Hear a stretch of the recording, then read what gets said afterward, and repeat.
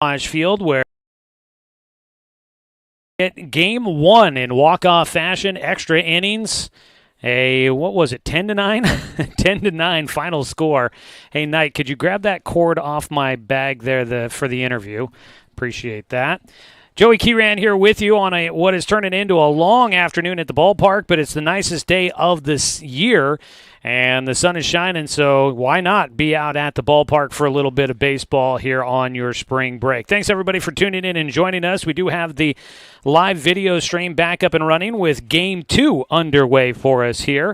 I'll have coverage of that for you coming up here in just a little while. We're waiting on lineup cards to get filled out and get ready to go for the second game of our twin bill.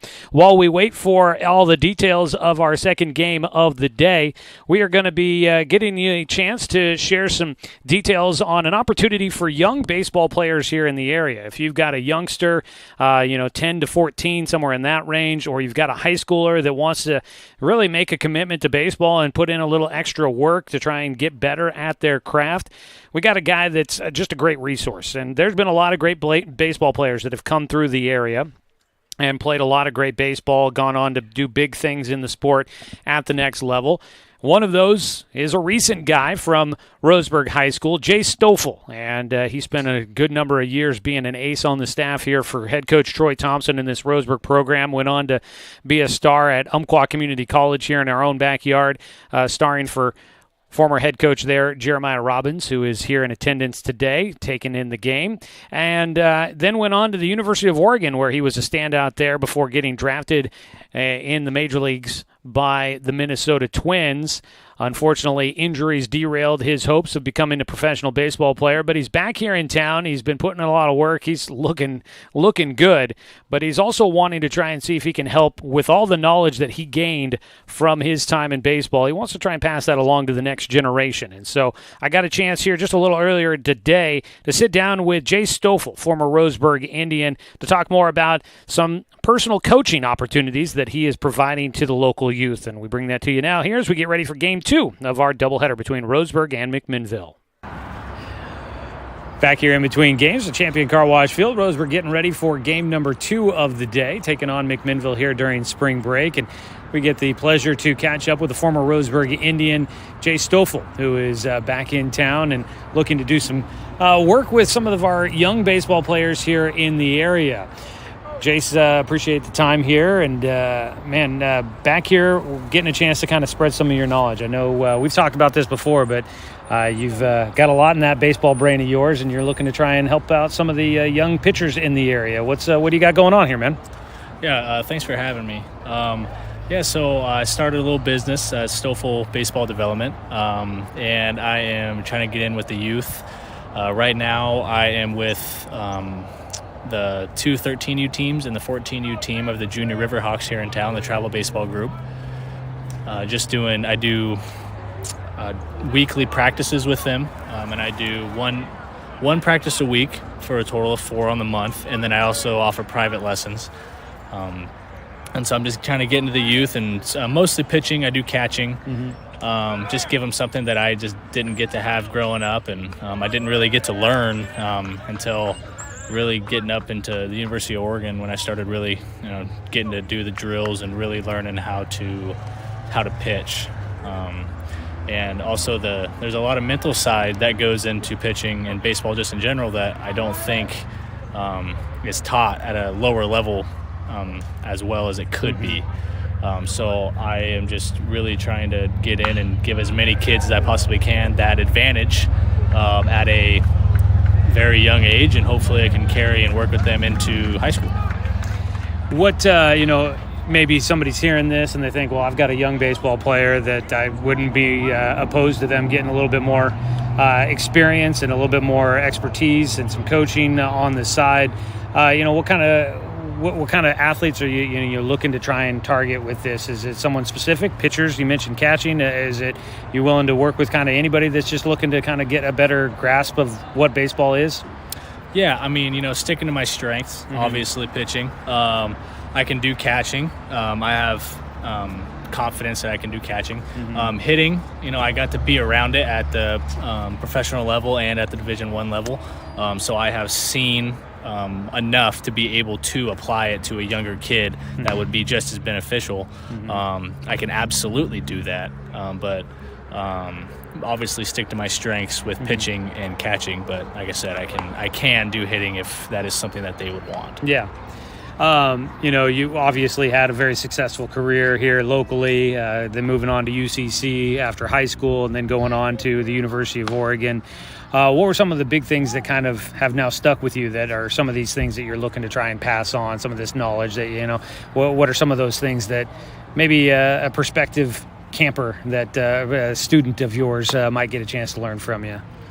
Well, a couple things. Like I said, the mental side of it, understanding the game of baseball, not just playing it. And I don't think that gets taught a whole lot. And the game within the game, pitch calling, and there's just not a lot of pitchers around here that come back that have went, and played at that next level. And if they have, they're not around anymore. And just so the fresh baseball knowledge is not here. Also, just mechanic wise, there's not a lot of places you can go here that are gonna teach mechanics. Back leg, hinge, and drifting, and all these things that are gonna get you to ultimately what everybody wants is throw harder. There's obviously places to lift here, which is a very major role, which a lot of high school kids, even me in high school, did not believe in. They just didn't want to do it until I bought into it. Then I started throwing about 8 miles an hour harder, which is weird. But it's just I didn't do it in high school, and I think that's a big thing that they have to buy into is the weight room. But yeah, just mechanics and just all the little things that are not taught or just not. I mean, it's not always the coach's fault. Maybe they just don't know. They weren't pitchers. So it's hard to, and I just want to be able to give that to them. Yeah, definitely. What kind of resources? I know there's a lot of things technology-wise has advanced a lot with kind of metrics and following all this kind of stuff. Do you have some access to some of that kind of stuff to be able to help pitchers kind of see a little bit more about kind of what they're doing and how they can improve and get better at that kind of stuff? Yes. So Rapsodo, which probably a lot of people have heard of. It's a little box that they put in front of the home plate, and when you're pitching it gets spin rate, axis, spinning, all this sort of stuff, and that really helps with pitch design. And so that's another thing, mostly for high schoolers, I would think. The 10 to 14-year-olds, they aren't throwing exactly hard enough for it to really, really matter right now. That's more of, for those kids, would be more of just mechanic based and getting a good foundation. But it's the high school kids that I can actually start doing that in, applying the Rapsodo to a pitch design, being able to actually pitch to people and know why they're throwing a pitch, not just listening to what the coach calls. It's understanding the game. And then Rapsodo, we have I have a bunch of things that I've bought in, like core velocity belts. You can look those up. Use those a ton at Oregon. Just little things like that I am trying to bring into a community that doesn't exactly do that a whole lot. They just kind of play. They get a lot of reps, which is fine, but there's that fine tuning that also needs it. At the bigger levels at Oregon and with the Twins, I mean, we did little tiny drills every single day. It's not just mass infield, which is, that's fine. We did that too, but it's like you got to also perfect the little things. And so that's what I'm trying to provide. Cool, man. It's really exciting, and it's, huge resource for the community here to be able to have guys that have been able to experience baseball at the top level coming back and being able to provide that knowledge to the next generation that's going to be coming up through here at Roseburg High School, at all of our other areas, schools around the region. And that's the thing. You're not focusing on a one school. You're open to everybody. What, people maybe that might hear this might be interested, might want to pass it along to somebody that's got ball players that are young. What's the best way to get in touch with you and try and, maybe start getting a chance to learn from you? Well, you can always call me or text me. My number is 541-670-6392. You could reach out to any of the high school coaches in your area. They will most likely have my number. College coaches, Jake Whistler, Jeremiah Robbins, Just all the coaches in this area will most likely have my number, and if they don't, they could probably get it very easily from another coach. But yeah, just call me, text me whenever, and I'm not just stuck to one school. I'm open to any high school kid in Douglas County, and if you're listening to this from like Eugene for some reason, if you're willing to drive, you can also come. So I'm open to just about anybody. So cool, man. Hey, really appreciate the time and the insight into what you got going on. Great to catch up with you a little bit here, and we'll definitely, I'm sure, be seeing you around the ballpark plenty more. Yeah, absolutely. Thanks, Joey. That was Jay Stoffel, former Roseburg Indian, now getting into doing some personal coaching on the side as he is unfortunately done with the playing days, but now getting into a little bit of coaching and helping to pass along some of that knowledge that he was able to gain by getting to baseball's some of its highest levels, getting through being a star in college with the University of Oregon, getting drafted. Unfortunately, injuries taking its toll and knocking him out of the playing days. But looking to try and continue to give back to the game and be a part of the game by doing some coaching. Again, Jay Stoffel, you can get in touch with him at 541-670-6392. That is 670-6392. Definitely a wealth of information in his brain to be able to pass along to the next generation. All right, we are starting to get some of the lineups here and getting ready for Game 2 of our doubleheader. So we'll have that for you coming up here in just a few moments, so don't go anywhere. Game 1 was something exciting. How about that, huh? 10-9 walk-off win on the base knock. Ended up being, I think, a double is what you could put that down as for A.J. Black. They were playing in the outfield, trying to cut off the run at home if they had the opportunity to do so, and A.J. Black goes over the head of the right fielder, driving in the game-winning run, making it a 10-9 victory for Roseburg as they will go to 2-1 on the season. And for McMinnville, the loss, the first of the year for the Grizzlies. Big win there for Roseburg. Now they look to try and pull off a sweep here in Game 2 coming up. We'll have a look at your starting lineups here in just a few. I'm Joey Keeran, and Knight Jarecki moving over to the PA microphone, at least for a little while. That game goes long, and he may have to jet out of here to get back in time to do the news back in the radio station. But appreciate Knight doing Game 1 of our twin bill. I've got Game 2, and we'll look forward to having another great day here at the ballpark with the sun shining here at Champion Carwash Field. We'll take a 2-minute timeout. Let's go ahead and do that. We'll take a 2-minute break, and we'll come back. We'll continue things here from Champion Carwash Field on 541radio.com and on the Score, 92.3 FM and 1490 AM. Turn your home into your dream sanctuary with help from Douglas County Farmers Co-op. For over 100 years, we've carried everything you need to keep your garden and crops green and growing, including a large selection of soil mixes, composts, fertilizers, and other soil amendments. You'll also find stones, boulders, gravel, and more to add structure and diversity to your yard. Stop by or shop at DouglasCountyFarmersCoop.com. Quality Fences, doing it right for you. Just ask your neighbor.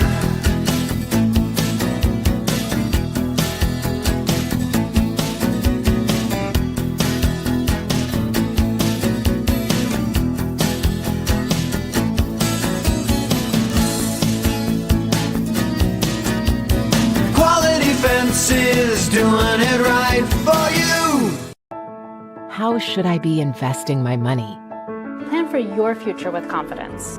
At Palm Wealth Management, we'll help you see a clear path to financial peace of mind. Call Palm Wealth Management today. My wife and I moved to Oregon to raise a family, set our roots, and to have a lot of fun outdoors.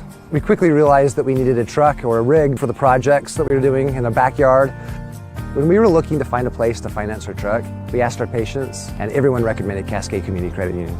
It was so easy to work with Cascade. Everything was done via email, phone, and we didn't even need to go in.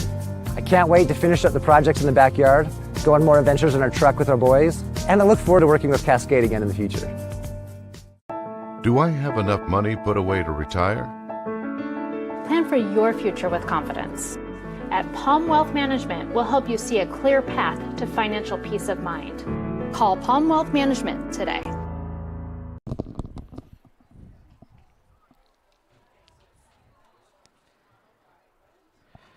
Back here at Champion Carwash Field in beautiful Roseburg, Oregon. It is a wonderful day.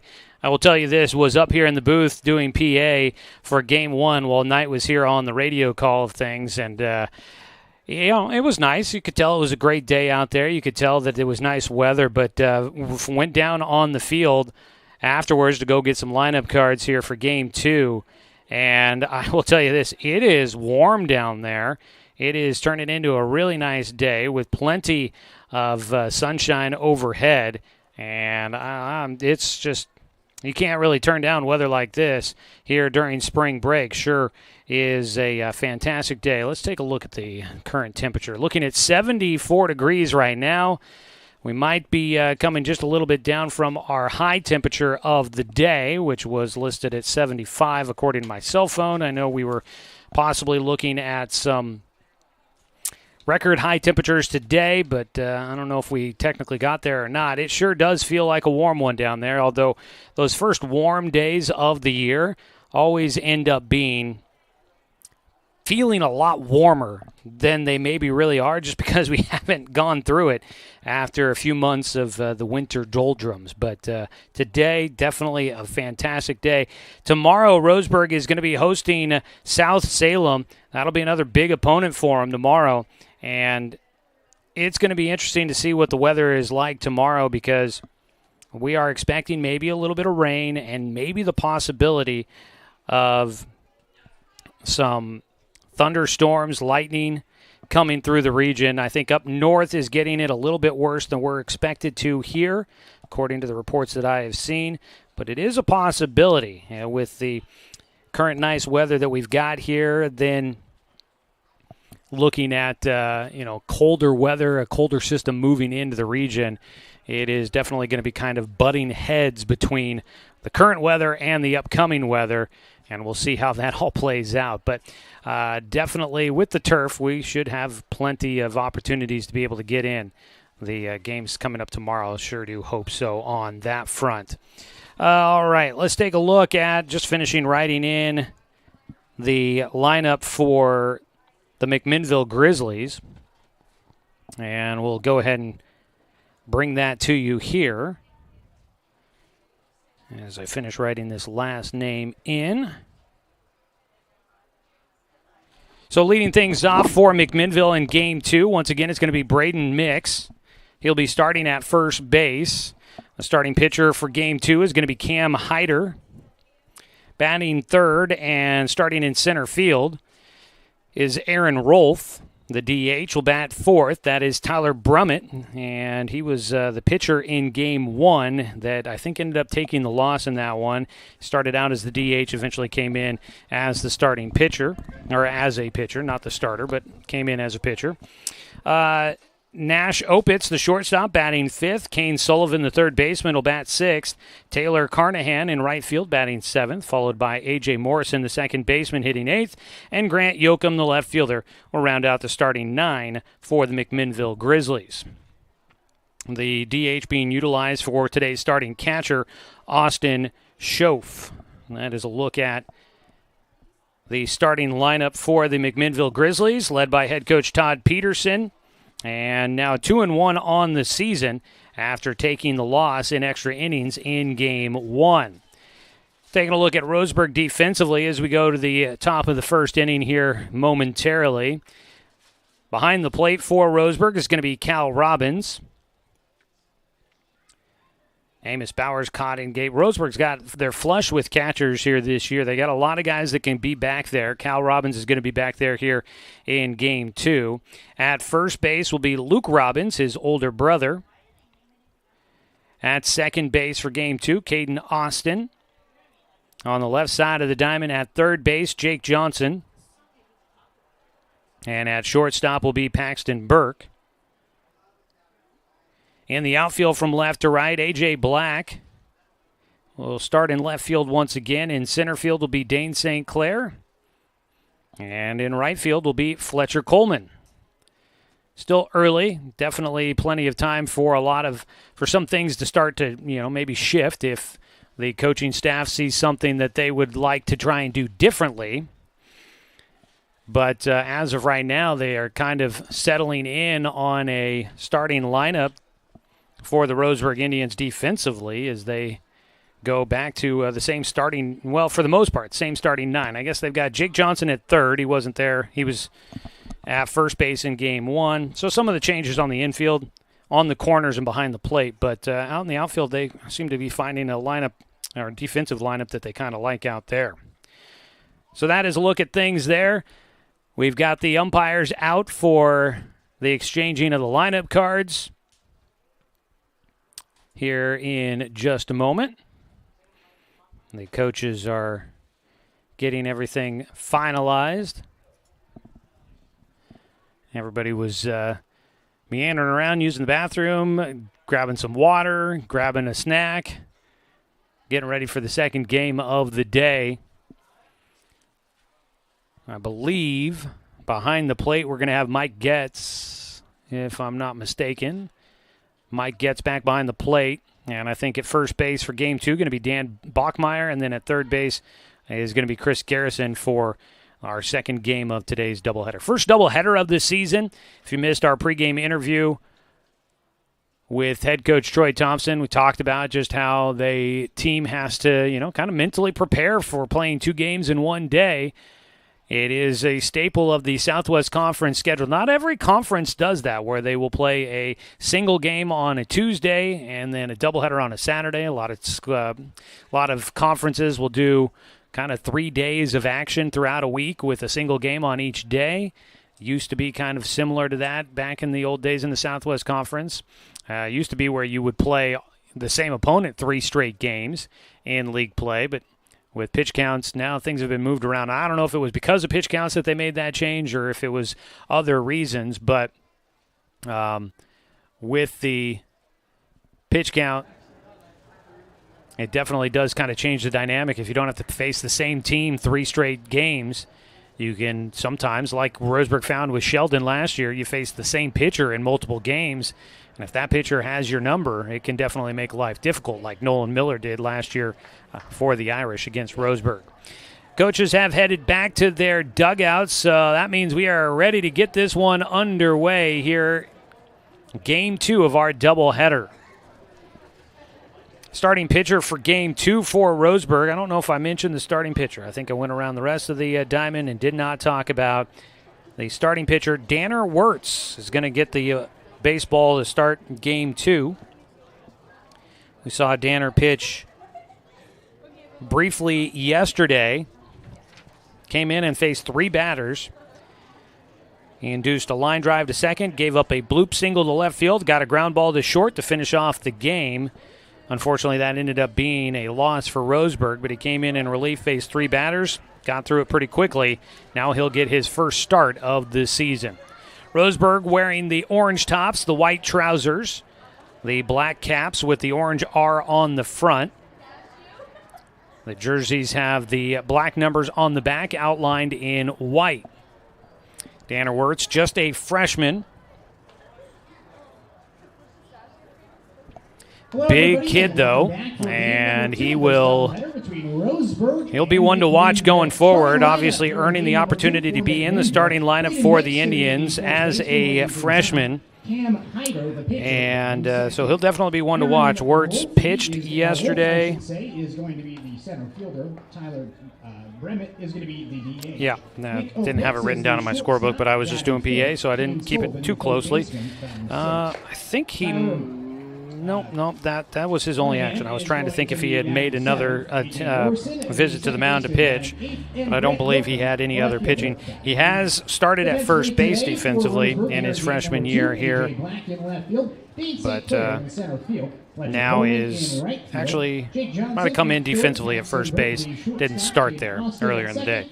Still getting to figure out all the roster and get everybody kind of figured out here today. But Wirtz, now we get our first full look at him, see what the freshman right-hander has in store for us here today.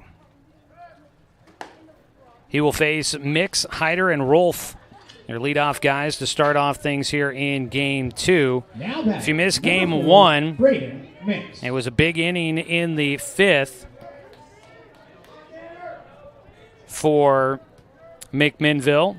Scored 6 runs in the 5th, pulled ahead big 7-1, and then Roseburg rallied back and was able to take it in extra innings. Danner Wirtz, first pitch in high for ball 1 as he faces the lefty Braden Mix, and we're underway in game 2 of our doubleheader. 1-0 delivery. Fouled away. Mix, a 1-1 count. Braden Mix, an RBI single in game 1 in that 5th inning. There was a couple of moments in that first game of the day that were a little interesting. It's a line drive up the middle. Mix sits on the off speed and goes right back past Danner Wirtz on the mound.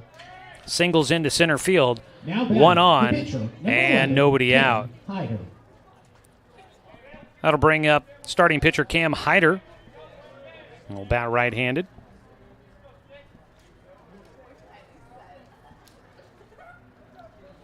Hyder looking down to first, getting the signal. Had an RBI double in the 7th inning in game 1. Takes a pitch on the outside corner for a called strike. Didn't show a bunt. So it didn't look as if he necessarily was planning to try and sacrifice himself to move the runner up 90 feet. We'll see if that changes on pitch 2. Nope, he is swinging away. Belts this one deep to center field, drifting back in front of the track at the kind of angling towards the right side of the outfield. Dane St. Clair there to make the catch. 1 away. Number 5, Aaron Rolfe. And now Aaron Rolfe will bat, the center fielder for McMinnville. Bats with 1 out and a runner on at first. Rolfe, a couple of hits in game 1, also had an RBI. I am going to take a guess here. As a pickoff throw to first. Knocked down by Luke Robbins over that direction. I'm going to take a guess. Probably his older brother. But that was Eli Rolfe last year for this McMinnville team, earning Player of the Year award. As a hit and run is on. Chopper first base side. Tag applied by Wirtz. The runner holding at second. Mix not looking to try and go any further on what ends up being an infield grounder for Aaron Rolfe.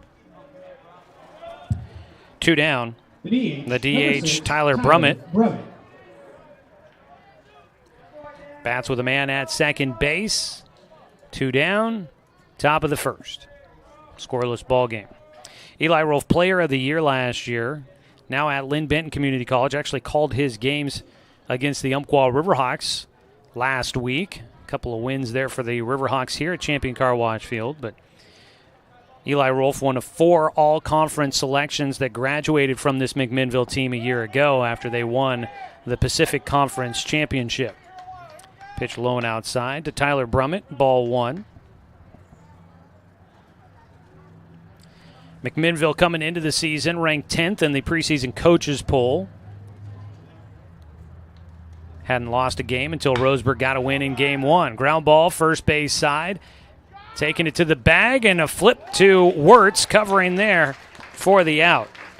Luke Robbins fields and able to get it to Wirtz in time for the tap at the bag. No runs on 1 hit. There were no errors and 1 runner left on base in the top of the first. We'll take a 1-minute timeout. We come back here from Champion Carwash Field as Roseburg comes up to bat in the bottom of the first, game 2 of our doubleheader here on 541radio.com and on the Score, 92.3 FM and 1490 AM. Always handled my own finances, but I need help. Get a better understanding of your finances. At Palm Wealth Management, we care about your priorities and help restore financial security. Call Palm Wealth Management today. How should I be investing my money? Plan for your future with confidence.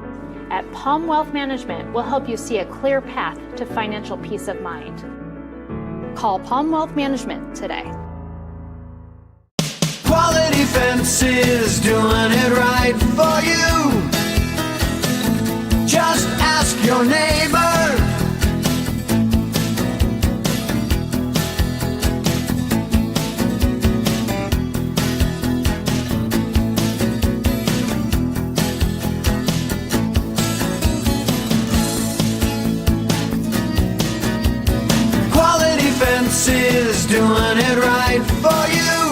Fletcher hitting for himself in the 8th spot. And Fletcher Coleman, the right fielder, rounds out the Roseburg starting lineup. Defensively for McMinnville, Grant Yoakum in left field, Aaron Rolfe in center field. Taking a look at your starting lineup for the Roseburg Indians. Leading off is Paxton Burke, the shortstop, followed by Caden Austin at second base. Batting third, starting in center field, Dane St. Clair. The catcher is Cal Robbins. He'll bat cleanup, followed by third baseman Jake Johnson batting fifth. Hitting sixth and starting at first base is Luke Robbins. In left field, batting seventh, is A.J. Black. The starting pitcher, Danner Wirtz, will bat eighth. And rounding out the starting nine will be right fielder Fletcher Coleman. They'll face off against the right-hander Cam Hyder. Hyder getting the start on the mound, a junior lefty. Rock and fire. First pitch swinging away for Burke. Sends it towards center field. Shading it from the sun. Aaron Rolfe out there will make the catch. One away. And that'll bring up the two-hitter. Number 1, Caden. That is Caden Austin. So one pitch in, one out. Hyder, a first-team relief pitcher last year as a sophomore for the Grizzlies. Gets a ball fouled back by Austin. Strike one.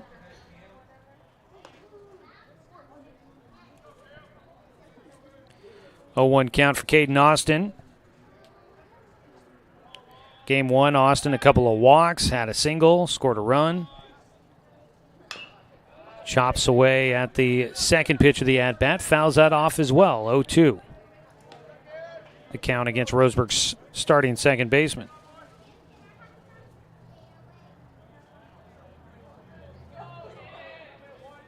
Take a look at things defensively for the Grizzlies.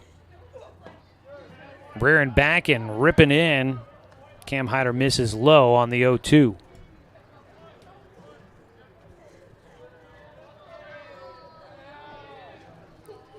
Lefty works out of the windup with nobody on. And he drops the velocity and gets Caden Austin out on the front foot. Swings through for strike three. Down on strikes, 2 away, nobody on base. Dane St. Clair, lefty versus lefty matchup here for the Indians with nobody on, 2 away in the first. St. Clair swinging and missing at the sweeper to start things off. This McMinnville team is loaded with left-handed pitching. I saw Braden Mix in game one. We're seeing, we saw a little Tyler Prummett as well as a pitch low, 1-1 count. A couple of lefties there. We get Cameron Hyder here. They also have Aaron Rolfe as a lefty. Pitch high to Dane St. Clair. He's got a 2-1 advantage in the at-bat. So loaded down with left-handed pitching. Taylor Carnahan also listed as a pitcher. That ball fouled off by St. Clair. 2-2 count. So no shortage of guys throwing from the left side on the bump, and Roseburg has seen 3 of them here today. That'll be beneficial going forward. It's always a little bit of a different look seeing a lefty, and if Roseburg gets some good experience seeing these lefties from McMinnville, doesn't hurt, and is ducking out of the way. Dane will have a full count with 2 outs and nobody on base.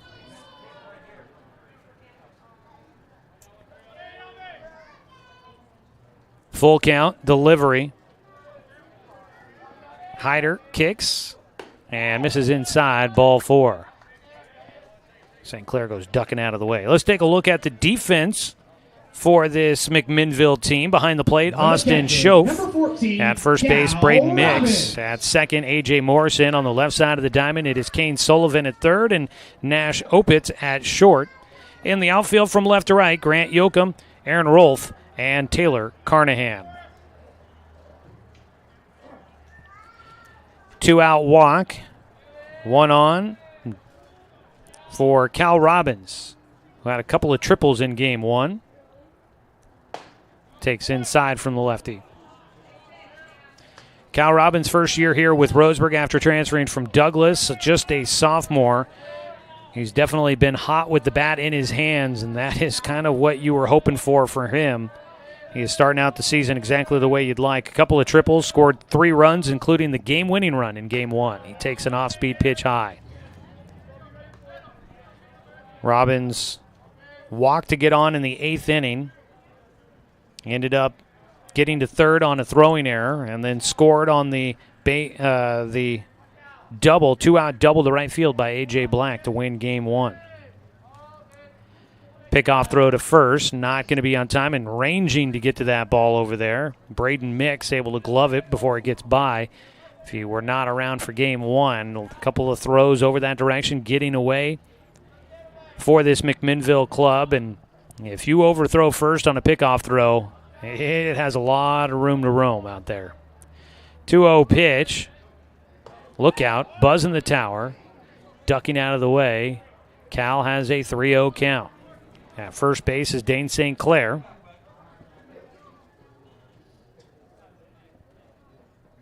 St. Clair drawing a 2-out walk, and now Cal Robbins at the plate. He's ahead 3-0. And he takes a strike, top of the zone.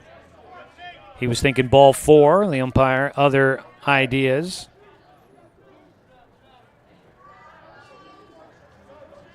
So Cal stays at the plate. A 3-1 count. Pickoff throw to first. Not a big lead that direction for Dane St. Clair, and he gets back to the bag easily.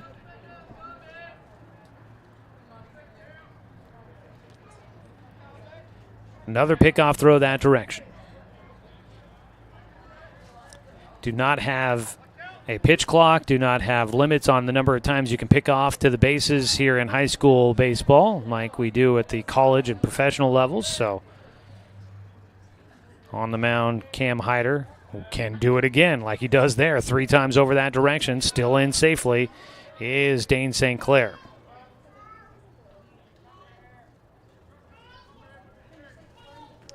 And they haven't necessarily been overly close at first base on those pickoff throws. 3-1 pitch. There's ball 4, and you've got runners at first and second for the Tribe. The third baseman, number 17, back-to-back Jake walks Johnson. issued by Cam Hyder. And it brings up Jake Johnson, the starting third baseman. I'm going to guess you can expect to see Jake Johnson on the mound coming up tomorrow when Roseburg welcomes in South Salem. Runner at first base will be Amos Bowers, taking over at first for the catcher, Cal Robbins. Tomorrow, South Salem coming in. A difficult schedule for Roseburg here over spring break. Clackamas, always a tough team. We saw them yesterday. McMinnville ranked 10th in the preseason coaches poll. Pitch high. Ball 1 to Jake Johnson. Tomorrow, it's South Salem. They're ranked 3rd in the preseason coaches poll, and if I'm not mistaken, if my memory serves correct, I believe they got 1 first-place vote in that preseason coaches poll. So they've got some real good talent on that South Salem team that we'll see here tomorrow. The 1-0 pitch to Jake, low and inside. He takes at the shoe tops for a 2-0 count. I wasn't on the air for Game 1, so I want to send out a good afternoon to all of our fans tuning in and listening, however you may be. In particular, some of our fans on the online stream. We know we've got some regulars out there that are tuning in. Jake's grandma, Pam, she sent a note in the first game that I did earlier in the year. The ball fouled back, saying that it was great to have baseball back. I agree. And Coach Thompson's family out in Eastern Oregon. We know that they were anxiously awaiting to get the games on here today.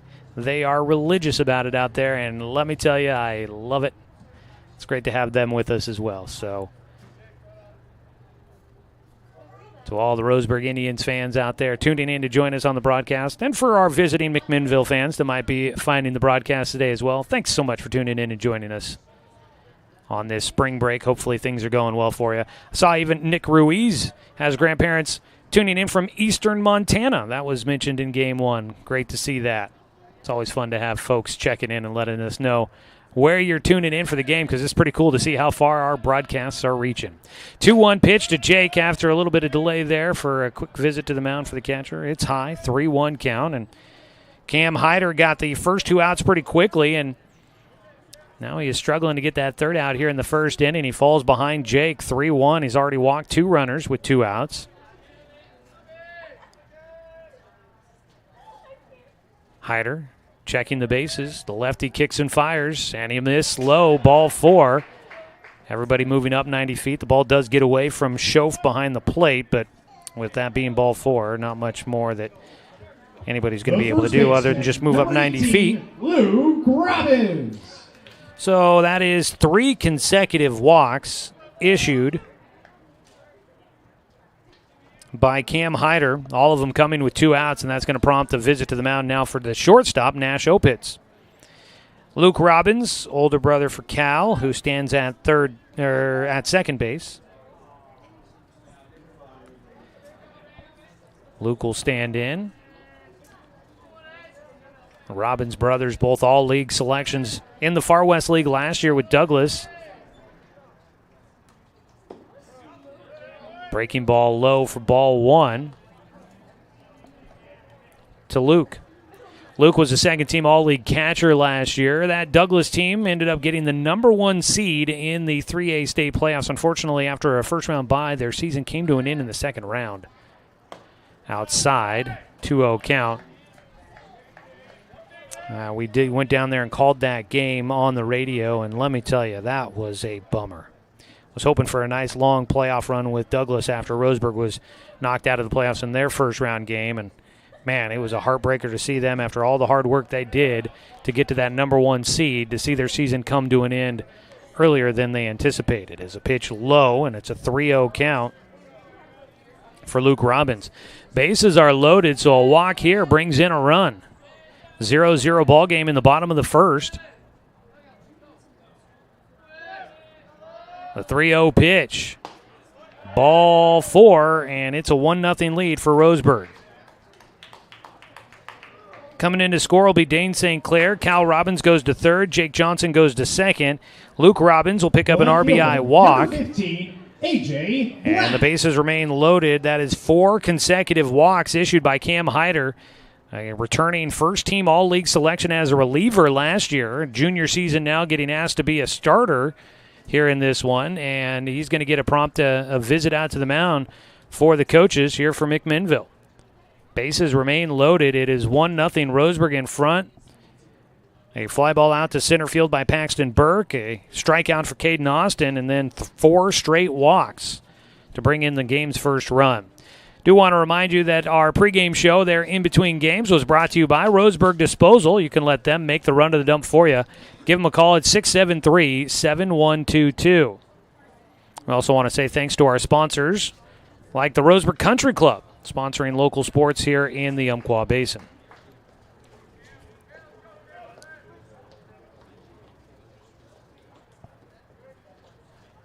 McMinnville used 3 pitchers on Saturday. Brummett, Opitz, and Rolfe all pitching on Saturday. We saw Brummett in game 1 of this doubleheader, so he's probably done for the day. But Opitz and Rolfe, likely candidates to get a chance at pitching if needed here for McMinnville. First pitch in for a strike against A.J. Black, who was the hero in game 1. Had the game-winning hit to right field. He starts off with a strike. 0-1 pitch from Hyder. Breaking ball, high and away.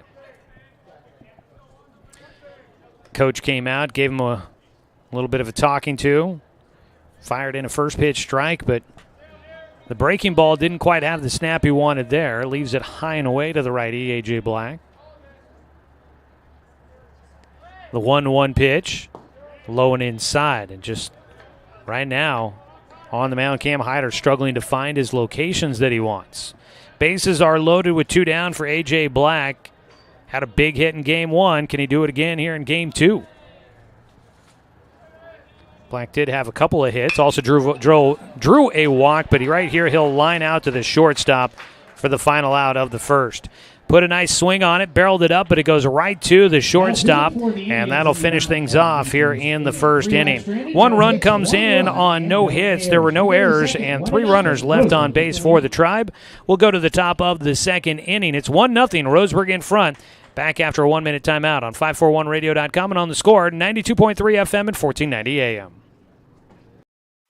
Hey there, sports fans. Thanks for watching this local sporting event online at 541radio.com. Did you know there's more than one way to watch games online?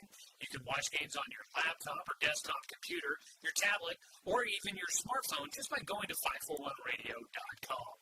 But we also use YouTube to stream all of our video broadcasts, which means you could be watching this game on your big screen TV with a number of different streaming devices. You can stream our live YouTube broadcast through your PlayStation or Xbox gaming device, or through streaming devices like Google Chromecast, Apple TV, or Roku. There's plenty of ways to follow this live local sporting event. Plus, you can find past events archived on 1490 The Score's YouTube channel. Find us on YouTube and subscribe today to keep up with the latest in local sports coverage.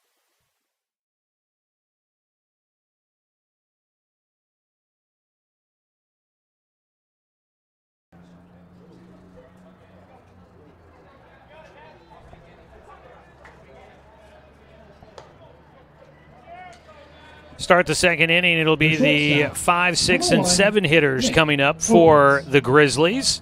Nash Opitz will lead things off against Danner Wirtz, who was on deck when the final out made there in the bottom of the first inning, but had a long layoff after the first inning of his first start. Fires in a pitch on the outer half for strike 1. Opitz, a senior for this McMinnville club, takes a pitch bouncing in the dirt, 1-1. Game 1, Opitz batting in the cleanup spot. Had a double, scored a run. Had a walk in there as well, but he started out the day 0 for 2. He's batting here, a 1-1 count. Wirtz, the big freshman right-hander on the mound, gets the sign from Cal Robbins. This could be a combo to watch for the next couple of years. There's a pitch low. Danner Wirtz, just a freshman. Cal Robbins behind the plate catching, just a sophomore. Cal was a first-team All-League player last year for Douglas in the Far West League as a freshman. So it could be a couple of up-and-comers for this Roseburg club. Strike hits the outside corner. Fastball there by Wirtz. Some good pop on that one. Works his way back in with a 2-2 count. 1-0 game. Roseburg in front after a walk. Brought in a run in the first. Wirtz, 2-2 pitch. Just off the outside corner. Count will go full. Leadoff man got on in the first inning for McMinnville, but then 3 straight outs for Wirtz. He's got his 3-2 pitch. Swing and a miss. Strikeout for Danner Wirtz, his first in the ball game. One away. Opitz goes down swinging. It brings up Kane Sullivan. Danner Wirtz will be a guy, I think he'd be a fun one to kind of watch develop.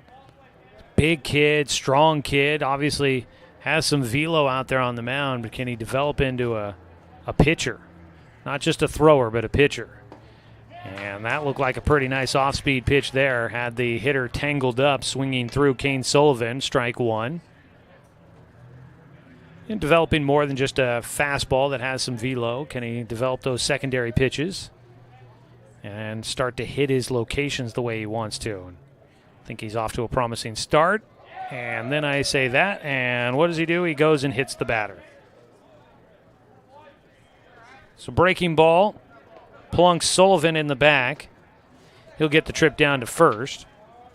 Kane Sullivan in game 1, he was on base a lot, had 3 hits, drove in a couple of runs, was hit by a pitch in his first at-bat in that one as well in the second inning.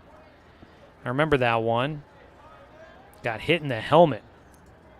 Thankfully, it did not seem to be anything of concern. Pitch low and outside. Ball 1 to the lefty, Taylor Carnahan. Carnahan, a sophomore. A lot of youth on both these clubs. The 1-0 from Wirtz. Pitch is low and inside. Felt like he might have tried to overthrow that one just a little bit.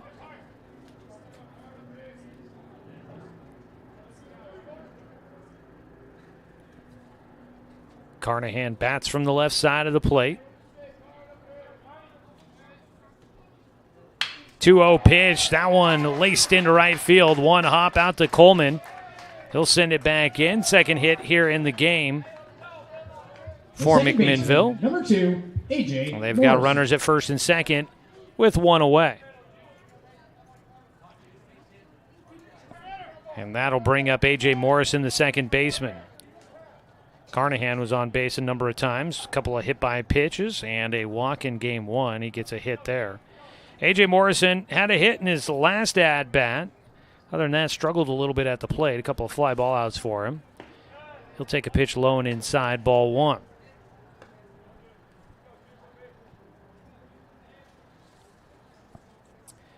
Roseburg, game 2 against McMinnville here today. These two programs have not faced off since 2014, 10 years ago, believe it or not. It's time called. That shook me a little bit because I remember going to McMinnville. It was an eventful trip, if I remember correctly. Driving up that direction, stepping off again, Wirtz will reset. I remember we went to McMinnville. It's not necessarily the most convenient place to get to. You got to travel a lot of country roads to get out that direction, 99 and whatnot. It's a swing and a miss on a disappearing breaking ball, 1-1 count. I was driving up that way, and I think I got there's that one big rest area kind of near Albany area. And there was an accident on I-5 that was slowing up my trip, and I was freaking out because I needed to get to the game in time to be able to be there for first pitch. It's a 1-1 pitch just outside. 2 balls and a strike now for A.J. Morrison. So I was racing there, and I got stuck in traffic, and I thought, okay, what's the GPS tell me I can do here? What are my options? So we got off I-5 and started taking some side roads. And sure enough, what do you know I discover? There was a ferry. The ball belted towards center field, playable for Dane St. Clair. He'll run underneath it, makes the catch. The runner at second, Kane Sullivan, holds there, doesn't even make an attempt to try and run from second. 2 down as A.J. Morrison flies out to center field. 2 down, and up to bat, the 9-hitter Grant Yoakum will stand in. Yoakum starting in left field. Did not have a hit in, or did not have an at-bat in game 1. He, I think, was used strictly as a courtesy runner in the first game. Takes a strike at the knees over the plate. So I got off, then freaked out that I was taking a ferry because I wasn't sure if I was going to have cash. I did, thankfully. And made it to McMinnville just in time to be able to call that game for Roseburg. Swing and a miss. I always remember that ferry because I don't know where it is necessarily, but it seems like now a lot of times, my parents live in Carlton now, and it seems like going out that direction, I have now randomly taken that ferry another time on a trip home from visiting my parents.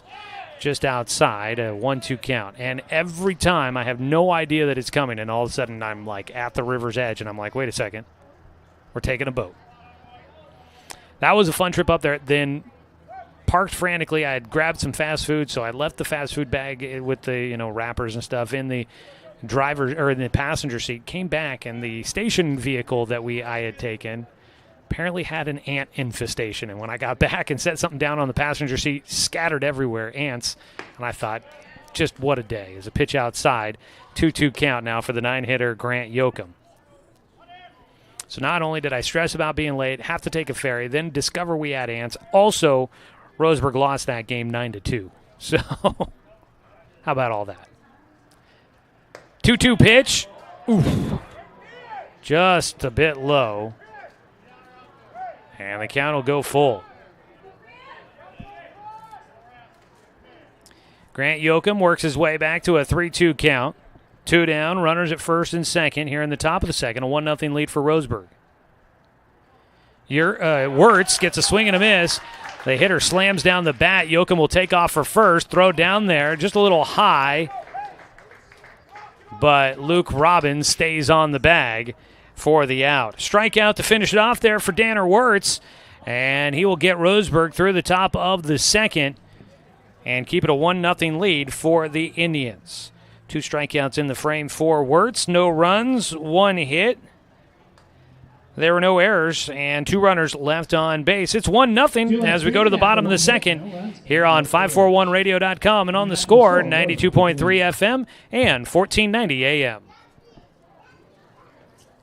My wife and I moved to Oregon to raise a family, set our roots, and to have a lot of fun outdoors. We quickly realized that we needed a truck or a rig for the projects that we were doing in our backyard. When we were looking to find a place to finance our truck, we asked our patients, and everyone recommended Cascade Community Credit Union. It was so easy to work with Cascade.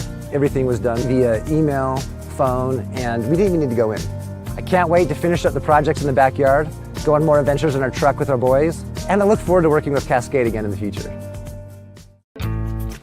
At Douglas County Farmers Co-op, we want your four-legged friends to be healthy and happy. That's why we stock a carefully curated selection of pet, equine, and livestock supplies. From the premium foods your pets crave to grooming and show supplies that help you shine in the show ring, you'll find it at Douglas County Farmers Co-op. Our knowledgeable staff are here to help with those tough pet and livestock care questions. Stop by or shop at DouglasCountyFarmersCoop.com.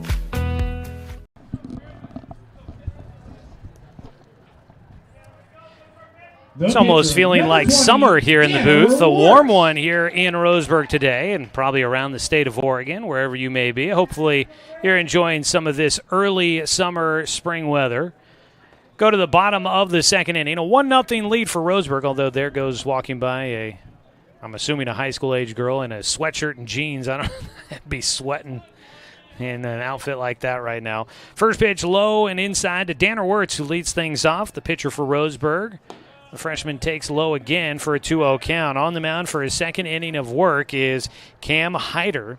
The other thing that merely may come into play here in this one, I mean, it's hot up here for the 40-something broadcaster, but, you know, wearing black uniforms out on the artificial turf, it's warm down there, and this is kind of the first game with hot temperatures, and it's the second game of a double-header.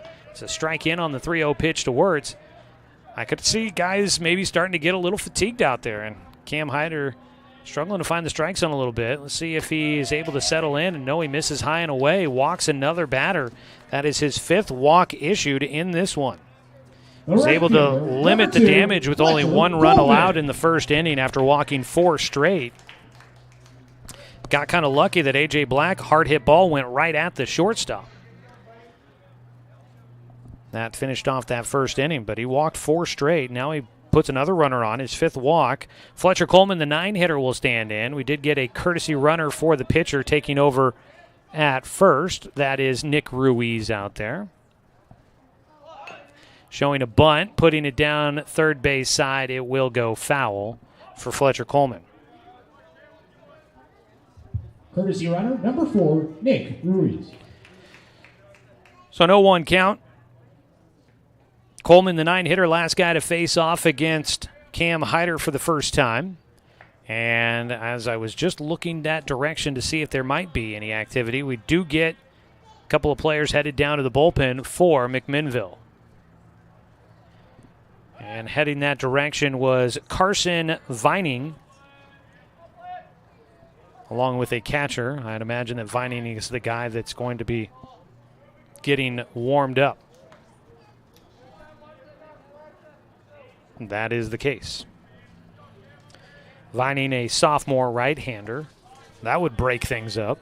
Roseburg's only seen lefties today.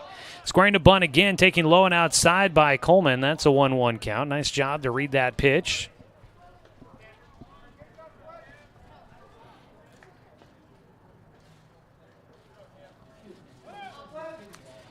Let's see here. Just feels like the temperature has climbed on us here.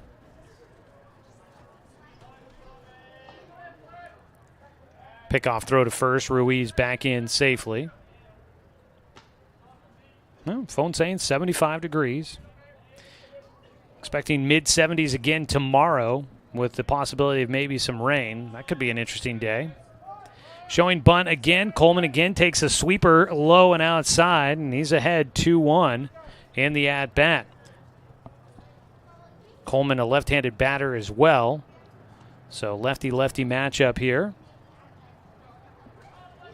Ruiz, a decent lead at first. The pitch comes home, showing the bunt. It goes back to the mound, fielded. They're going to go to second for the lead runner, and they'll get Ruiz at second base.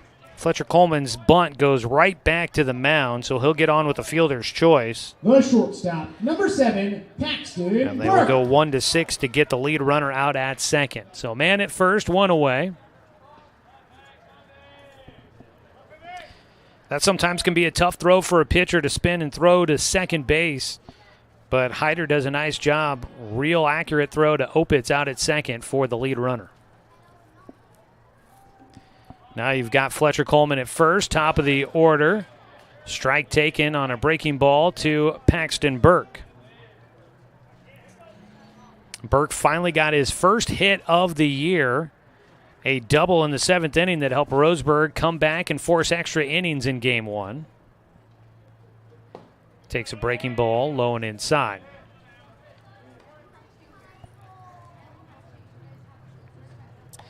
If you were watching in Game 1, we did confirm that Paxton Burke, on a throw down to second at some point, just got hit in a sensitive area. That was all the injury timeout that we had, as a strike at the top of the zone again. We were worried that maybe the runner had slid into his hand and maybe had hurt his hand, but it ended up being just one of those typical injuries from the sport of baseball, if you catch my drift. A 1-2 pitch for Burke. Takes outside. Sun shining down, shadows starting to creep out from behind home. Most of the plate is covered in shadows, just the very front of the dirt, and I say that in air quotes because it's artificial turf, as a pickoff throw to first not in time. The circle around home that represents the dirt on a typical natural surface. Most of that, everything except for the very front of that, is covered in shadows right now. 2-2 pitch. High and away. Count goes full for Burke. So the hitter's not covered in shadows yet, so a lot of times you'll start to see when the pitcher delivers home and it comes from the sun into the shadows or opposite. That can be difficult, but we don't have that yet. As another pickoff throw to first, not in time. Game 1 started on time, but ran long, and so we get a late start on things here, and we're moving along at a slower pace once again. Full count pitch, Burke fouls it off. Let's go ahead and pause 10 seconds for station identification. This is Roseburg Baseball here on The Score.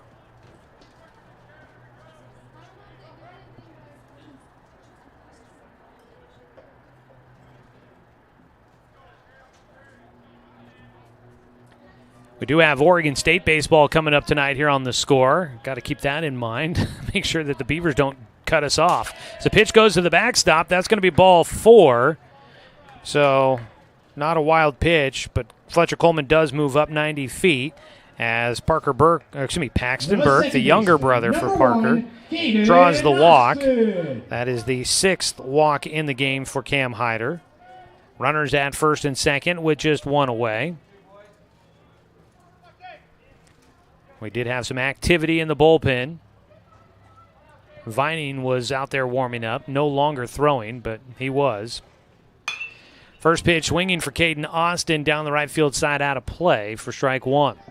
Roseburg Baseball here on The Score is brought to you by our friends at Southern Septic Service. From residential to commercial, Southern Septic Service has your behind covered when it comes to septic tank pumping and inspections, portable toilet rentals, and grease trap cleaning.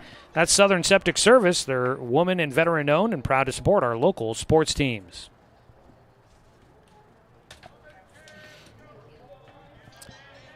Second inning.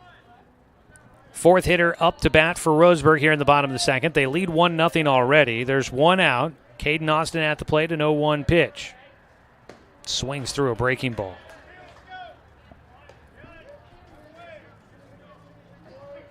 Oh, 2 count. Austin was a strikeout victim in the first. Batting for second time in as many innings.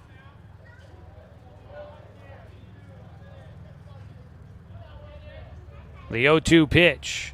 Takes high, lays off, thought about it.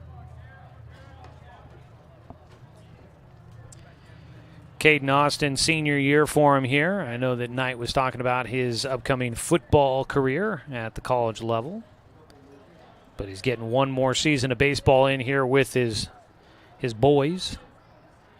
A 1-2 count. High again, 2-2. I'm going to look it up, but I think there was another Roseburg player that also committed to go same school with Caden. Caden right now.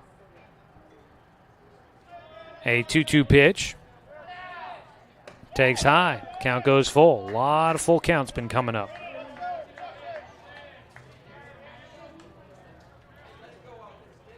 Yeah, there it is. Valley City State University. You've got Caden Austin and Noah Nelson. A couple of skill players, skill position guys for Roseburg going to Valley City State University. Austin swinging away, pops it right side, back behind home. Braden Mix camping underneath it, makes the catch just into fair territory. There's 2 down. Runners have to hold at first and second. Number 13, 2 away. It'll be Dane St. Clair who drew a walk in the first inning and put Roseburg up 1-0. When he scored on a bases-loaded walk to Luke Robbins. Heart of the order. This is where things got a little sideways for Cam Hyder. This is where he started a stretch of 4 consecutive walks.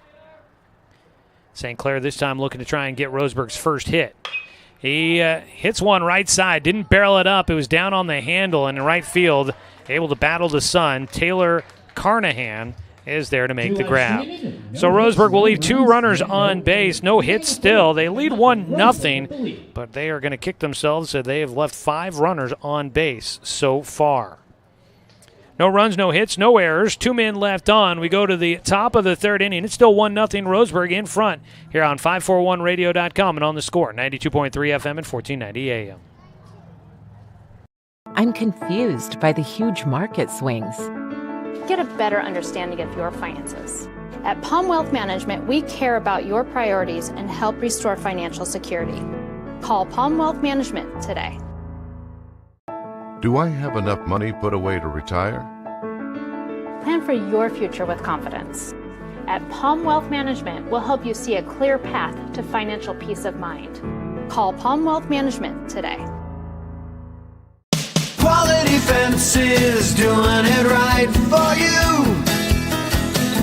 Just ask your neighbor. They reflect a style as unique as you are. They make first impressions. They provide space, add lasting beauty, and security. Quality is a reflection of who you are. That's why all your fencing projects begin here. Quality Fences, doing it right for you.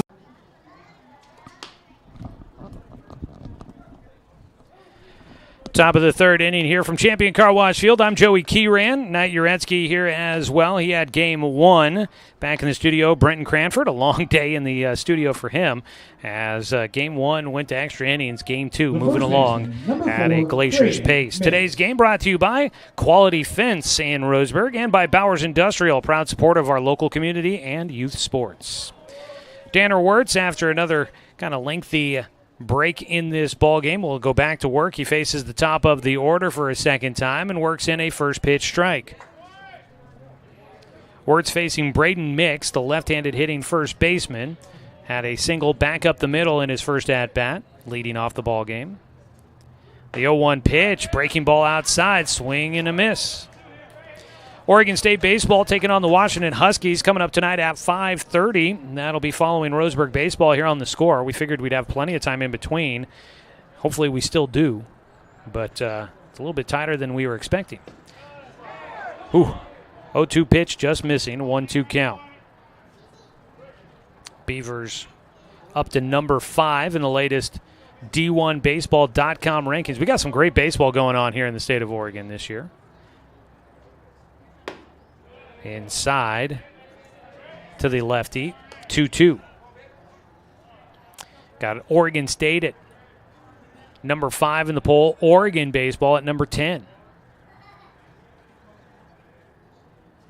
2-2 pitch from Wirtz. Inside again, and the count goes full. Of course, there's a lot of baseball going on around the area. Western Oregon, traditionally a very good program. 3-2 pitch. Ground ball goes by the glove, actually knocks the glove off for Luke Robbins at first, racing for second. The throw in from Coleman. Not going to get there in time. Speedy out of the box for Braden Mix, and he ends up at second. The pitcher, number 11, Cam Hyder. And that'll get by Luke Robbins at first. Into second base goes Braden Mix. He was stranded at second in the first inning. We'll see if they can do it again here in the third. That was a sharp one hit, one bouncer into right field past Luke Robbins, who did what he could to try and get his glove in front of it. Here in the booth, they called it a hit. Got a feeling down in the dugout they might call that one an error.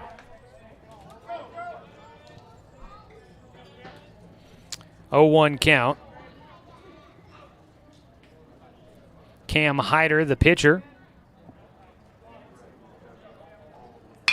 Hits a line drive towards left center. That'll get in. It might have a chance to tie this game. They are sending the runner around to third, or from home. And in to come in and score and tie this one up is Braden Mix. And we are tied at 1 on the RBI single by Cam Hyder. So it's a 1-1 game. Runner at first, nobody out.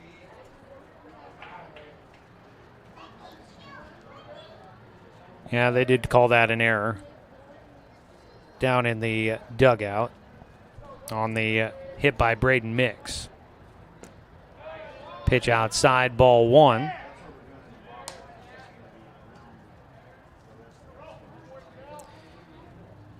So an error to lead things off when the run comes in to score. Tied at 1 here between McMinnville and Roseburg. Aaron Rolfe, pickoff throw to first, not going to be in time to get Hyder. Let's double check. I think, yeah, Hyder did stay on to run for himself. No courtesy runner for the pitcher for McMinnville. Rolfe laid down a bunt, was tagged out by Danner Wirtz in his first at-bat. We've got Roseburg softball in action today. They were taking on South Salem in their first game down in Medford today. Pitch bounces in front of the plate. Cal up to get it, but no throw down to second base. Hyder will take 90 feet on the wild pitch.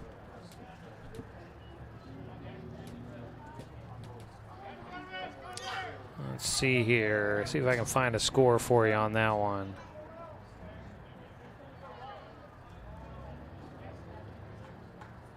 Ooh, Roseburg softball improving to 4-0 on the year with a big win over South Salem. 2-1 pitch, left side, going opposite field for the lefty Rolfe. Tracking the ball down is A.J. Black. 1 away. 1 down, Tyler Brummett will bat with a man at second. 1 run in so far here in the third. Roseburg softball wins 11-1 over South Salem in their first game today. Sierra Singleton getting 3 hits in 3 at-bats in that one. Swing and a miss. Chasing a breaking ball in the dirt for strike 1 to Tyler Brummett, who grounded out to first his last time. Had a double and a couple of singles in her 3 at-bats there for Sierra Singleton, who helped Roseburg to a big 11-1 win over South Salem. Swing and a miss again on a breaking ball. 0-2 count for Brummett. Roseburg softball has a second game coming up today.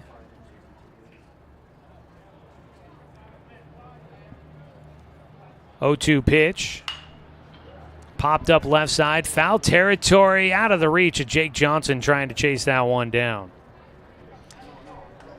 We'll stay at 0-2 count. Tyler Brummett will get another look. Century is the opponent for Roseburg coming up tonight at 6 o'clock down in Medford at the North Medford Spring Break Tournament.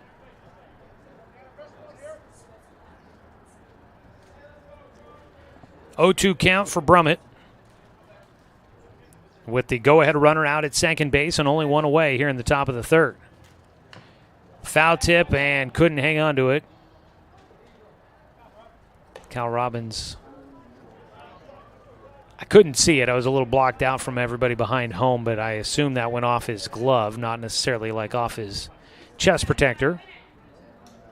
He kind of looked at his glove like he thought, man, I wish I could have hung on to that one. So we're going to go with that assumption. The 3-2 pitch, grounder right side. Caden Austin able to scoop it up and fires to Robbins at first. 2 down, runner up to third.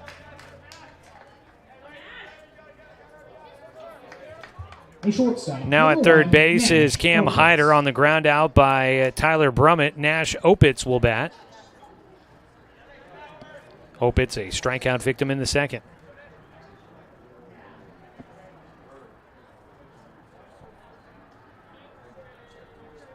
Dannerwerts, the big right-hander, trying to get Roseburg through this third inning.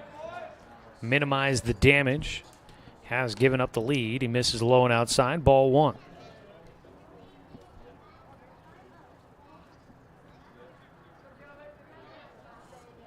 Out at third base, dancing around out there, Cam Hyder. Ground ball left side, gets into left field, a base hit. And coming in to score is Hyder, who will breathe a bit of a sigh of relief after he struggled to throw strikes. He's bailed out a little bit there as Nash Opitz, an RBI single with 2 outs. Grounds one into left field past the diving Jake Johnson at third. A run comes in. McMinnville will take their first lead here in game 2. 2-run third inning for them.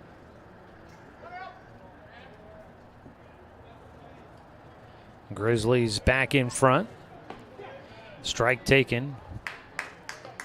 Start off things for Kane Sullivan, who was hit by a pitch back in the second.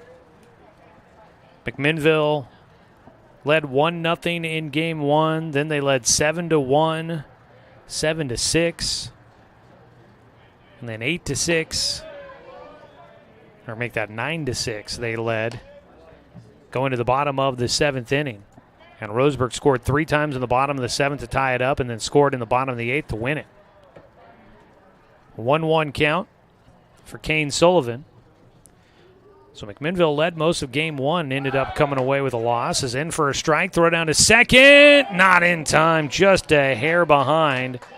The one hopper to Caden Austin. He applies the tag quickly, but he was unable to get it there just in time. A 1-2 count at the plate. Kane Sullivan taking that strike as Opitz stole second. A 1-2 pitch with a man in scoring position. Wirtz short hops it off the plate, off the glove for Robbins, and staying at second base. Opitz back to the bag as Robbins up out of the crouch quickly, able to get there and hold the runner. Roseburg needing one more out to get through things here in the third inning. The 2-2 fouled back. Coverage of Roseburg baseball this season here on The Score brought to you by Palm Wealth Management, a member of D.A. Davidson & Company, member SIPC.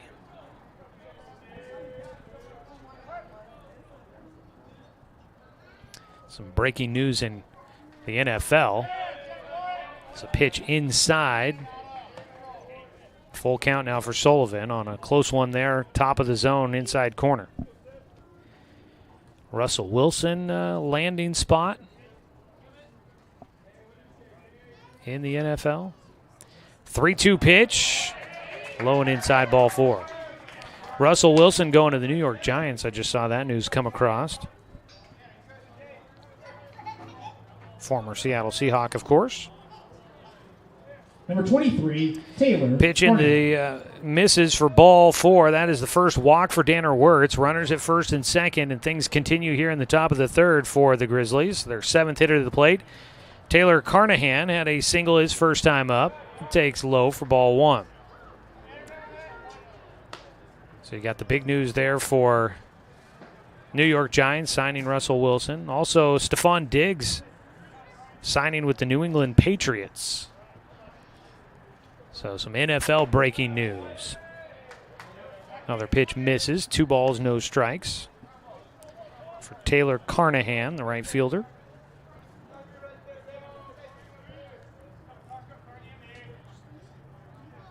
Wirtz with a 2-0 count. Trying to get through this third. But he misses low, and the count goes to 3-0. And out to the mound is going to go Cal Robbins to have a conversation. A walk would load him up. Already 2 runs in here in this third inning. An error led things off. I've got a couple of hits.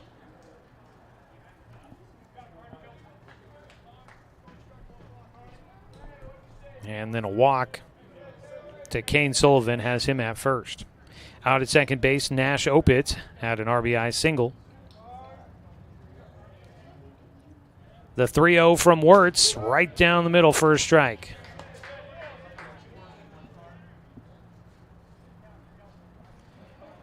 Can he challenge the hitter again? Taylor Carnahan, the right fielder. Opportunity to see if he can add some more to the lead here for the Grizzlies. The 3-1, fouled it off his front foot. And he finds himself in a 3-2 spot now. Full count, runners at first and second will be getting started early on the pitch to the plate.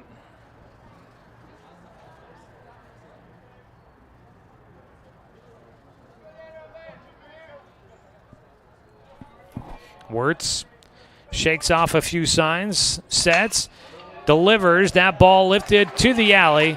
It's going to drop in. Another run will score. They will only send 1 home. You'll have runners on the corners on an RBI single by Taylor Carnahan. Carnahan is 2 for 2 in the ballgame. The second baseman. First to third for Kane Sullivan. Scoring from second was Opitz.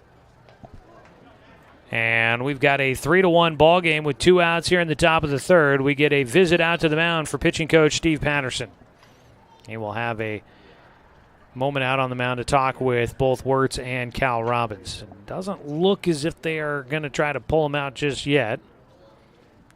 Not sure who would be the go-to guy in this spot for Roseburg to try and bring in a replacement. It's a quick visit, though, for Coach Patterson. Back to the dugout. Roseburg's coaching staff today. You've got head coach Troy Thompson, 23rd season as the head coach here at Roseburg. Assistant coach Tim Sester's been here for quite a few of those. Steve Patterson, the new man on the roster at the varsity level this year. He's been an assistant at the JV level for a couple of years. But he joins the varsity squad this year. First pitch fouled back, strike 1. To A.J. Morrison, who flew out to center field his first time up. Also down in the dugout today, you've got JV head coach Justin O'Byrne hanging out down there.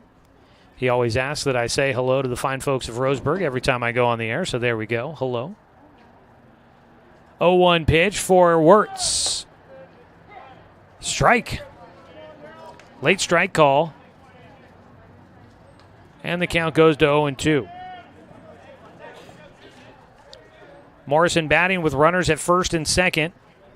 Actually make that first and third. 2 outs. 0-2 pitch here for Wirtz. Out at first base, Carnahan, a healthy lead that direction.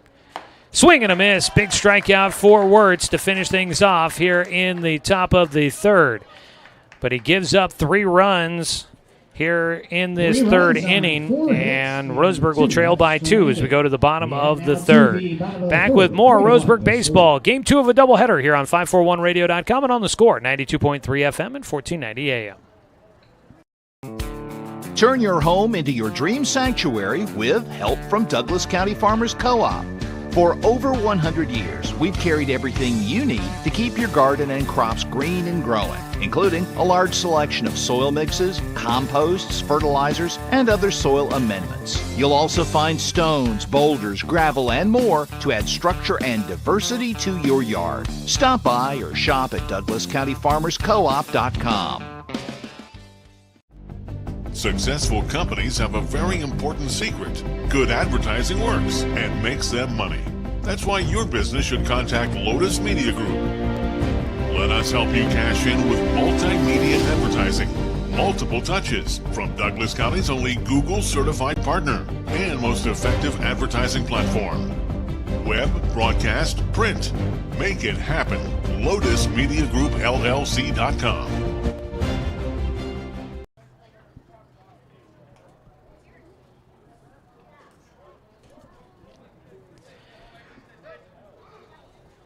Three runs on 3 hits, 1 Roseburg error, and 2 runners left on base in the top of the third for McMinnville. The lefty Cam Hyder will continue to throw for the Grizzlies. And he will face off against Cal Robbins, who will take for ball 1. Again, Beaver Baseball coming up tonight at 5:30 here on the Score. Ball hit hard past the third baseman. Diving attempt by Kane Sullivan out of his reach into the left field corner. Cal Robbins going for extras, and he will be in with a stand-up double to lead things off here in the third. Cal Robbins is just a doubles machine, or extra base hit machine. He had 2 triples in game 1, and he comes up with a double here. First hit of the game for Roseburg. Courtesy runner will be Amos Bowers. Robbins had 2 triples to the right field corner in game 1. This time he gets a double to the left field corner. He is spraying at each side of the diamond. That'll bring up Jake Johnson. Bunting opportunity here, you would think. And he does not show on that first one. Opportunity, didn't say it was a sure thing.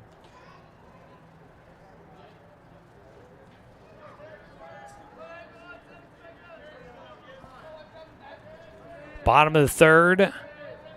Man out at second. Nobody out. The 1-0 pitch from Hyder. High and away for Johnson.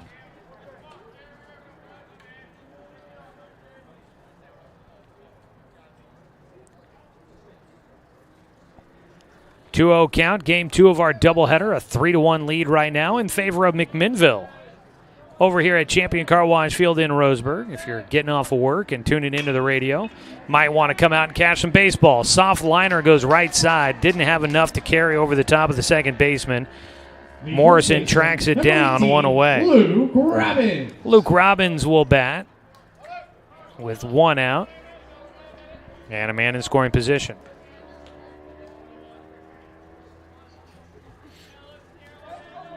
Yeah, if you're getting off of work, now would be a great time to come on out and catch some baseball. Enjoy your evening. They do have the concession stand open, by the way. Swing and a miss on the first pitch to Luke Robbins. Amos Bowers running for Cal Robbins out at second base.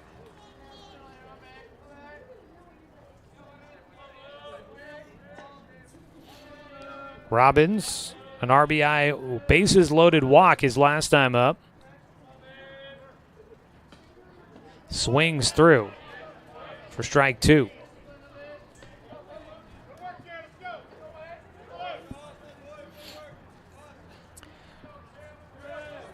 (0-2) count.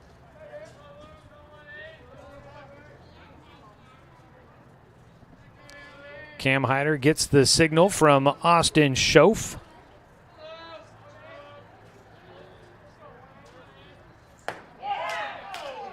And that is going to be ball one, despite the arguments from the McMinnville dugout on the first base side.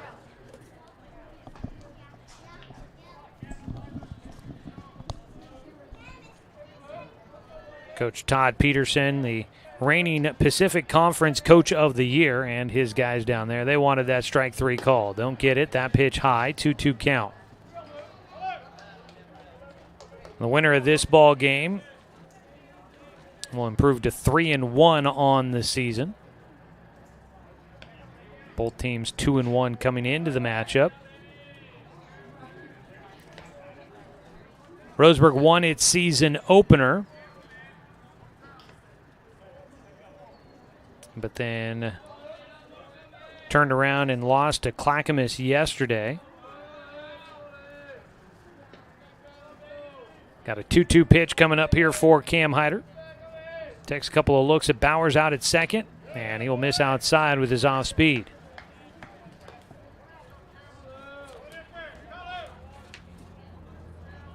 Roseburg losing against Clackamas 11-4 yesterday, starting out their spring break. They beat the Ida B. Wells Guardians 6-5 in the season opener. They've had some exciting games already, and we're only 4 games in.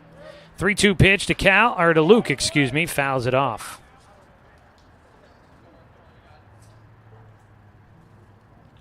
So we'll do the full count pitch once again here to Luke Robbins.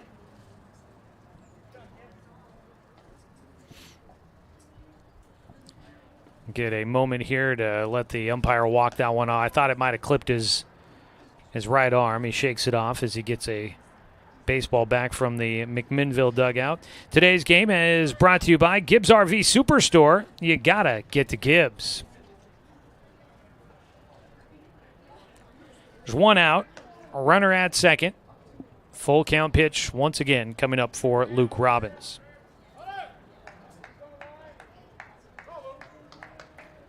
On the mound, the lefty Cam Hyder.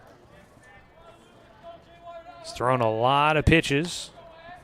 6 walks in this one. But so far he has got a lead, 3-1. His off speed is outside, ball 4, and he will issue his 7th walk of the game. Left fielder, number 15. And they've got runners at first and second. Second time that Luke Robbins takes a walk in this ball game. A.J. Black, he was up to bat with the bases loaded in the first inning and lined out right to the shortstop, Opitz. We're going to see if he can barrel one up and send it past the defender this time. Swings through the first one. Been impressed with some of the new guys on the roster this year for Roseburg. Cal Robbins and Luke Robbins have looked good in the lineup. Cal specifically has had a lot of base hits. Luke has been doing a good job getting on base. 0-1 pitch to A.J. Black. He chases a pitch in the dirt. Not what he would like. Fletcher Coleman has been a nice addition out of that 9 spot. He had Roseburg's only hit of the game for a while in game 1. Had a dribbler to the right side that he was able to beat out to first. Ended up having a 2 RBI single in that game as well. So some of the new names on the roster coming up with some big spots. The 0-2 here to Black inside. A.J. Black, of course, had the game-winning hit in game 1.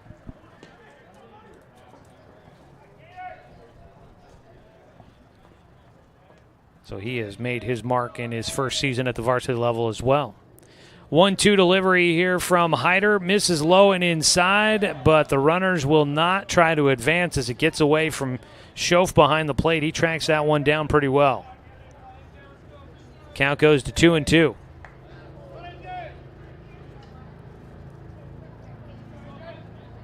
At second base, you've got Amos Bowers. At first base, Luke Robbins. Activity in the bullpen once again for McMinnville. 2-2 delivery to Black. Hyder. Strike 3 called on the outside corner. He gets the call on the outside edge. So Black goes down looking. Second strikeout for Cam Hyder. 2 away. It'll bring up Danner Wirtz. Walked his first time up. Looking for a base knock here if he can get one. Help his own cause. Breaking ball outside.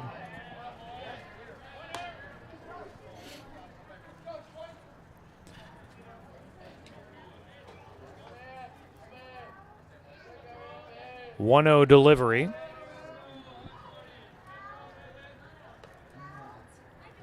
Hyder pitch. Strike called. Cut in at the right-handed batter. A 1-1 pitch.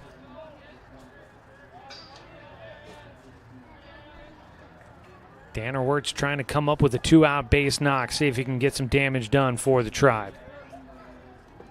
He'll take low. Out on the mound right now, it kind of has the feel, and I don't mean this disrespectfully, but Cam Hyder a little bit of effectively wild out there. He's obviously issued 7 walks. He's struggled to find the zone at times, but it's like it's been doing enough to keep the hitters off balance, not knowing what's coming next. The 2-1 inside. Roseburg with a man out at second base. That is Amos Bowers after a leadoff double by Cal Robbins. He came in as the courtesy runner for the catcher. And then at first base, Luke Robbins after a walk. 2 down, though. And a look back to second base for Hyder, no throw.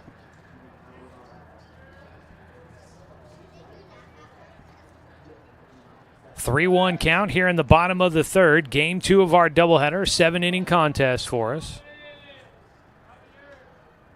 A 3-1 pitch. Wirtz will take high. And he draws his second walk of the game to load him up. 8 walks in the ballgame now for Cam Hyder. And here comes a visit to the mound, and this might just be the end of the line for the lefty. Strutting out to the mound, the coach for McMinnville, Todd Peterson, heading that direction. We've got activity coming from the bullpen, and so we will get a pitching change. Let's go ahead and take a 1-minute timeout for the new man on the mound. We'll get you all the details when we come back here on 541radio.com and on the Score, 92.3 FM and 1490 AM. Communications radio stations have joined forces with the News Review and Lotus Web Services, announcing the Lotus Media Group, a multimedia enterprise. Web, broadcast, print.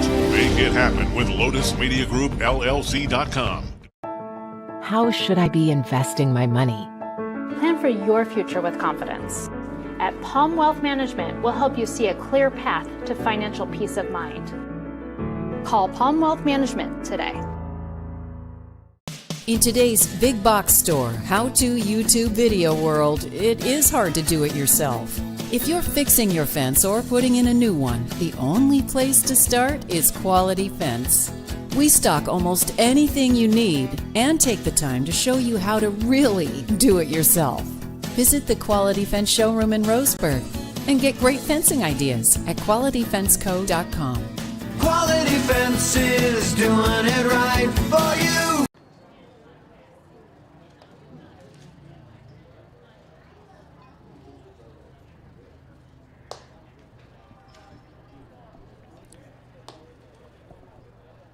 Here in the bottom of the third, we get a new man on the mound for the visiting McMinnville Grizzlies. Taking over on the bump is right-hander Augustine Ponce, a junior.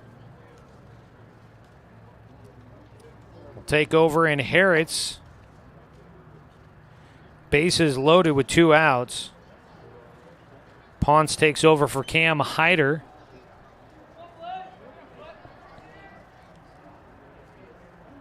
And we'll look to try and get the final out here in the bottom of the third. McMinnville's got players running every which direction, getting everything squared. The corner infielders came in, had a brief meeting in center field. Now the catcher out to the mound for a brief meeting with Ponce. Cam Hyder goes 2 2/3 in this one. It is the lefty, Fletcher Coleman, that'll bat against the righty, Augustine Ponce.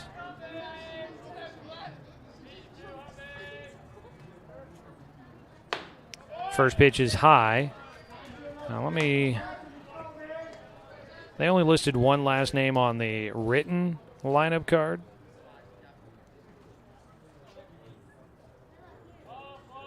And that was Lopez. It's hyphenated, Ponce Lopez, so I wanted to get it maybe at least close to right. Pitch inside, 2-0 counts. Augustine Ponce Lopez.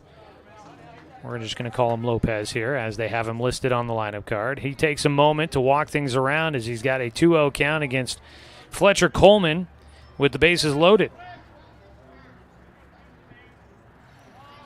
Bowers at third, running for Cal Robbins. Luke Robbins out at second, and Danner Wirtz at first.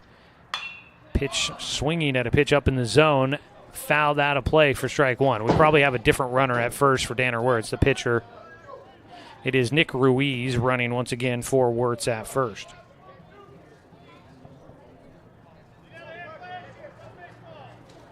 Two balls and a strike against Fletcher Coleman. Fielder's choice his last time up. He's got the bases loaded, trying to see if he could get the Indians back in this game, trailing 3-1. They'll take inside, ball 3. Lopez is a junior right-hander.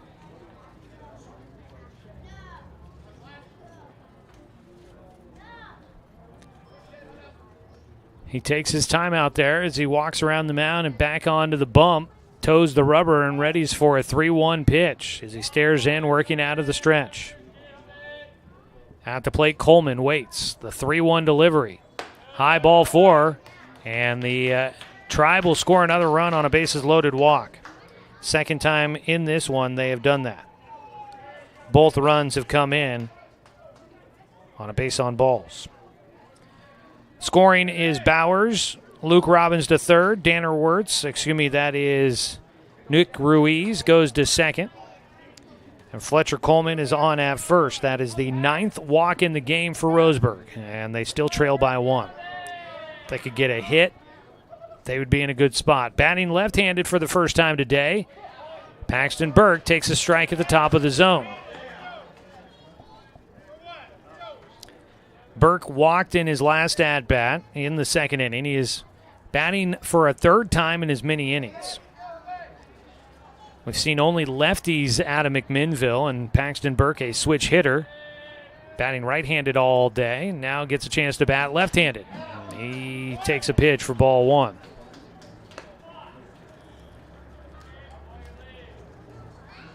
One count.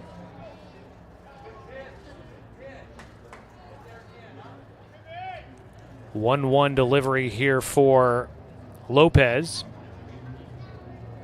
Trying to get the final out here in the third and keep the lead intact. Burke has other ideas. He sends one skyward left side, foul territory, long run, and out of room for Yoakum in left field.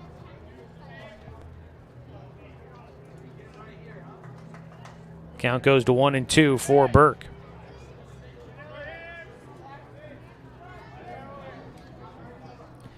Bottom of the third inning, a 1-run ball game after another run walked in for the Tribe.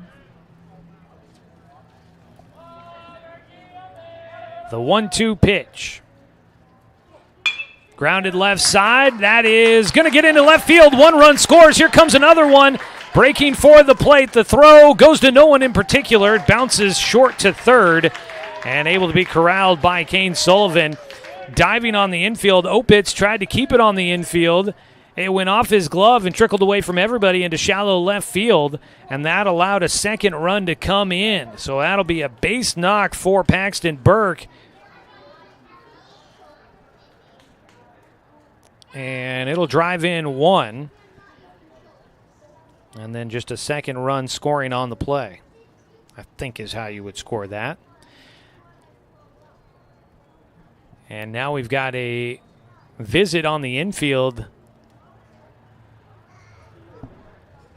Lopez is out there with the coach, but so are the middle infielders, both Opitz and Morrison. I don't know. Not sure exactly what that meeting was regarding, but they break it up, and Lopez is going to stay in this game. So 2 runs come in on the base hit by Paxton Burke.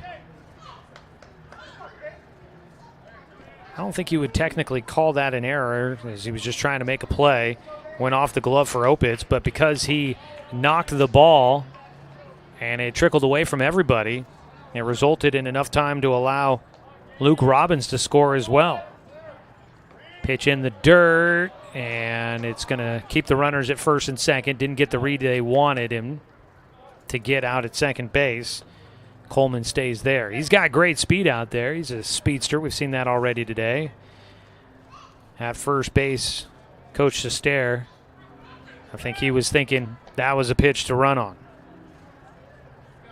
We've got Coleman at first and Coleman at second, Burke at first. A 1-0 pitch just outside. A 2-0 count to Caden Austin, the 8th hitter here in the 3rd.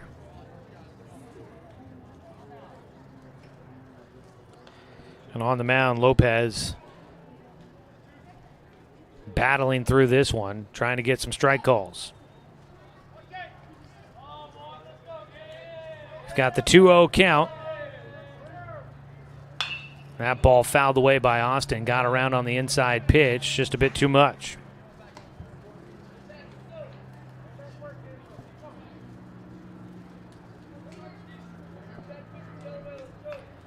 Two balls, 1 strike.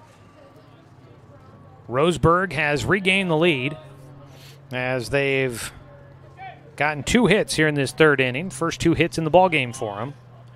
Also taking advantage of a couple of walks as the ball lifted right side. Not very deep, battling the sun out that direction. Catch made in shallow right field by A.J. Morrison, the second baseman, as Taylor Carnahan out there was struggling a little bit with the sunshine. But thankfully, the second baseman, they are able to get underneath it for the Grizzlies. 8 hitters go to the plate for Roseburg. They score 3 runs on 2 hits. There were, I'm going to say, no errors and 2 runners left on base for McMinnville. 2 runners left on base for Roseburg, no errors for McMinnville. We will go to the top of the 4th inning. It is 4-3. Roseburg back in front here on 541radio.com. And on the Score, 92.3 FM and 1490 AM. Always handled my own finances, but I need help. Get a better understanding of your finances. At Palm Wealth Management, we care about your priorities and help restore financial security. Call Palm Wealth Management today. How should I be investing my money? Plan for your future with confidence. At Palm Wealth Management, we'll help you see a clear path to financial peace of mind. Call Palm Wealth Management today. Quality Fences, doing it right for you. Just ask your neighbor.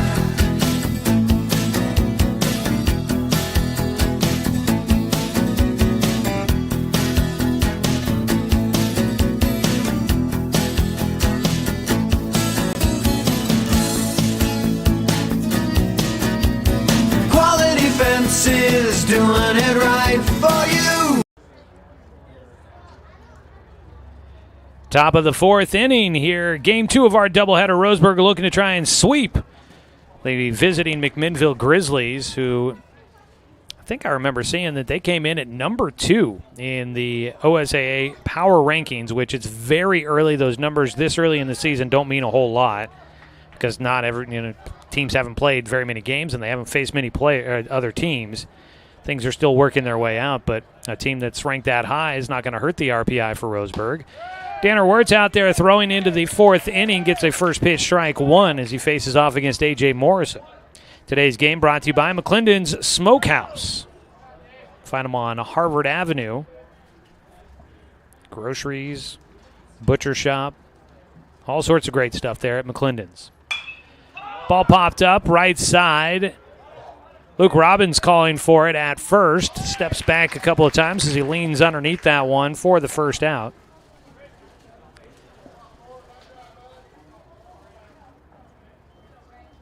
So that was actually Augustine Lopez that led things off. First pitch swinging, now a ball lifted left side. This is Braden Mix who will make the catch. And Braden Mix flies out to left field. It's A.J. Black that makes that catch, 2 away. We had the pinch hitter there for the left fielder, Grant Yoakum. The pitcher hitting in that spot. So Cam Hyder must have stayed in the game, moved somewhere else, and I'm also realizing I did not have the final out of the third inning notated down for McMinnville. So apologies there for getting a little off track on you there. 2 down, nobody on. It's Cam Hyder who will have a quick meeting with his coach, Todd Peterson, down the third base line, and now steps in.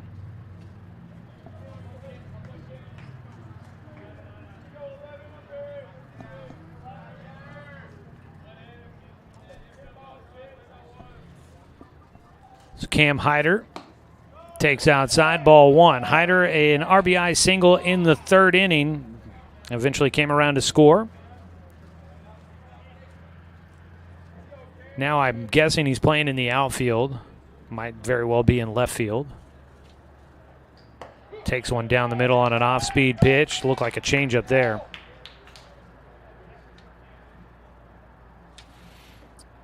Or he might have gone to first base. We'll check it out coming up in the bottom of the fourth where everybody's at defensively. Pitch misses, 2 balls and a strike.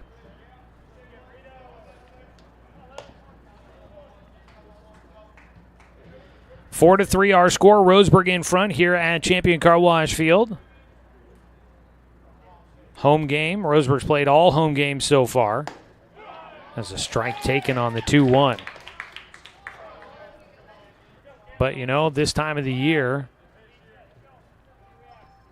when a lot of times the weather we're getting right now is not normal for spring, you're usually dealing with the possibility of some rain. And so the turf field here at Champion Carwash Field definitely is a nice commodity to have. Outside on the 2-2 pitch from Wirtz.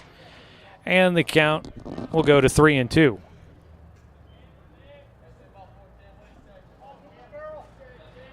Two outs, nobody on. Working out of the stretch for Wirtz. Gets a ground ball, sharply hit towards short. Scooping it up. Long throw across the diamond for Burke, and he gets it there for the out. A 1-2-3 frame in the top of the fourth for Roseburg. No runs, no hits, no errors, and nobody left on base for McMinnville. There we go. That's a quick one there. We go to the bottom of the fourth inning. It's 4-3, Roseburg in front here on 541radio.com and on the score, 92.3 FM and 1490 AM. Hey there, sports fans. Thanks for watching this local sporting event online at 541radio.com. Did you know there's more than one way to watch games online? You can watch games on your laptop or desktop computer, your tablet, or even your smartphone just by going to 541radio.com. But we also use YouTube to stream all of our video broadcasts, which means you could be watching this game on your big screen TV with a number of different streaming devices. You can stream our live YouTube broadcast through your PlayStation or Xbox gaming device, or through streaming devices like Google Chromecast, Apple TV, or Roku. There's plenty of ways to follow this live local sporting event. Plus, you can find past events archived on 1490 The Score's YouTube channel. Find us on YouTube and subscribe today to keep up with the latest in local sports coverage.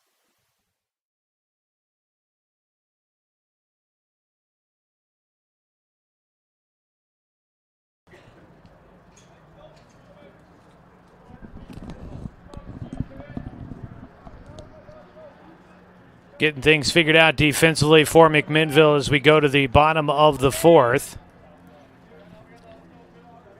Out in left field now is Taylor Carnahan as he moves from right field to left field with Grant Yoakum coming out so that Augustine Ponce Lopez can take over on the mound.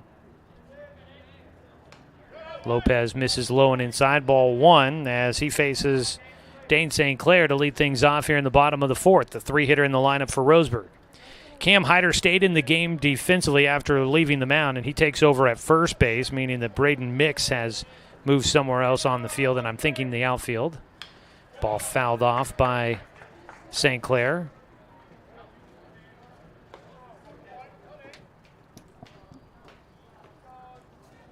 Let's see here. You've got Aaron Rolfe has gone to right field.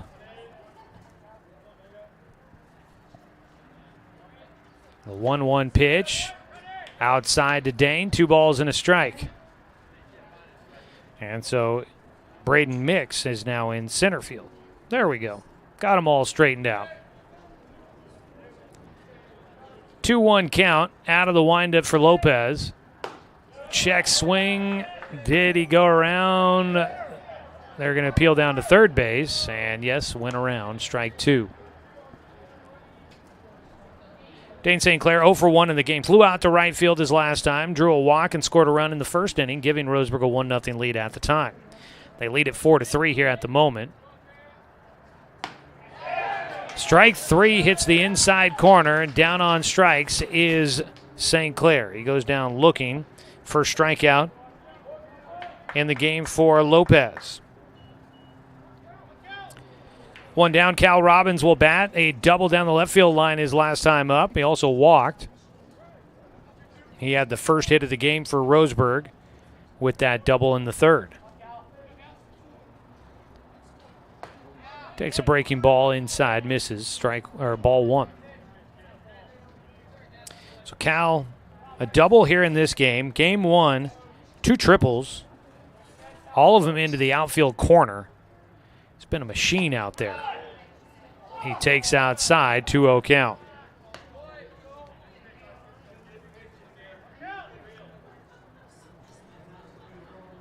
Two-0 delivery.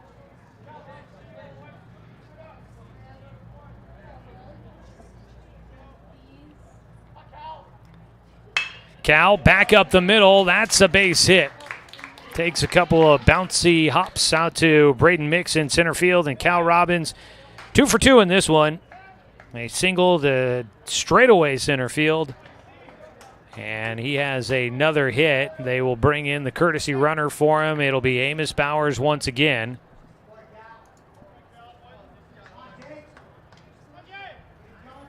So runner on at first with 1 out. Jake Johnson will bat. Third hit in the game for Roseburg. 5 hits in the game for McMinnville. Pickoff throw to check on Bowers at first. He's back in safely. Get a chance at another legal ID here in just a moment. The first pitch of the at-bat for Jake Johnson, who's 0 for 1 with a walk. On the mound, Lopez, breaking ball. Strike called. Let's pause 10 seconds for station identification. This is Roseburg Baseball here on The Score.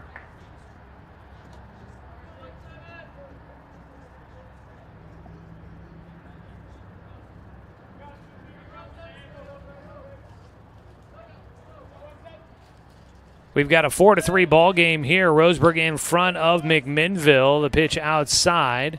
1-1 for Jake Johnson. Don't forget, Oregon State baseball coming up tonight. They take on the Washington Huskies. I keep wanting to say, like in a non-league game, something like that. All of them are non-league games for Oregon State this year. The Beavers playing an independent schedule this season while they wait for the Pac-12 to get rebuilt. 1-1 pitch from Lopez, breaking ball low.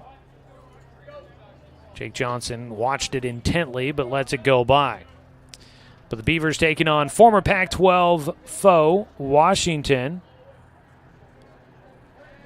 That's coming up tonight. They have first pitch at 6 o'clock. Pregame starts at 5:30. We'll see if we get there in time. Thought we'd have no problem with that, but this doubleheader has been moving along at a slower pace. And game 1 goes to extra innings. Pitch outside, 3 balls and a strike. 9 walks issued in this game between Cam Hyder and Augustine Lopez. Jake Johnson, a 3-1 count. He's already got 1 walk on the day. here in this one. The 3-1 pitch from Lopez. Strike called, throw down to first. Bowers, gets back in. Full count.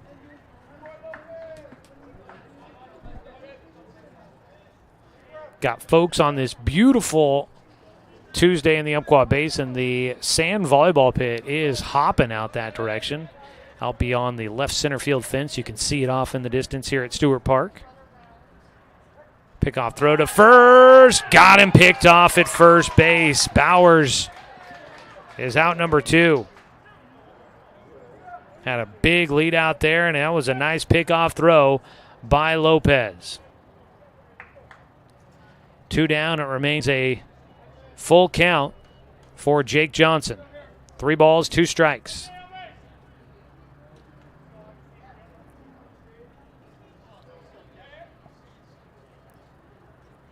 The 3-2 delivery from Lopez, and that's ball 4. Boy, that hurts. That hurts Roseburg. They had a chance to have runners at first and second with just 1 away, and instead now they have a runner at first with 2 down. It'll bring up Luke Robbins. That is the second walk issued by Lopez. Robbins has walked twice in this game. One of those times it came with the bases loaded in the first inning. He picked up an RBI. He'll bat here with a runner at first, 2 away. Robbins also scored a run in the 3rd inning. That tied the game. Takes outside, ball 1.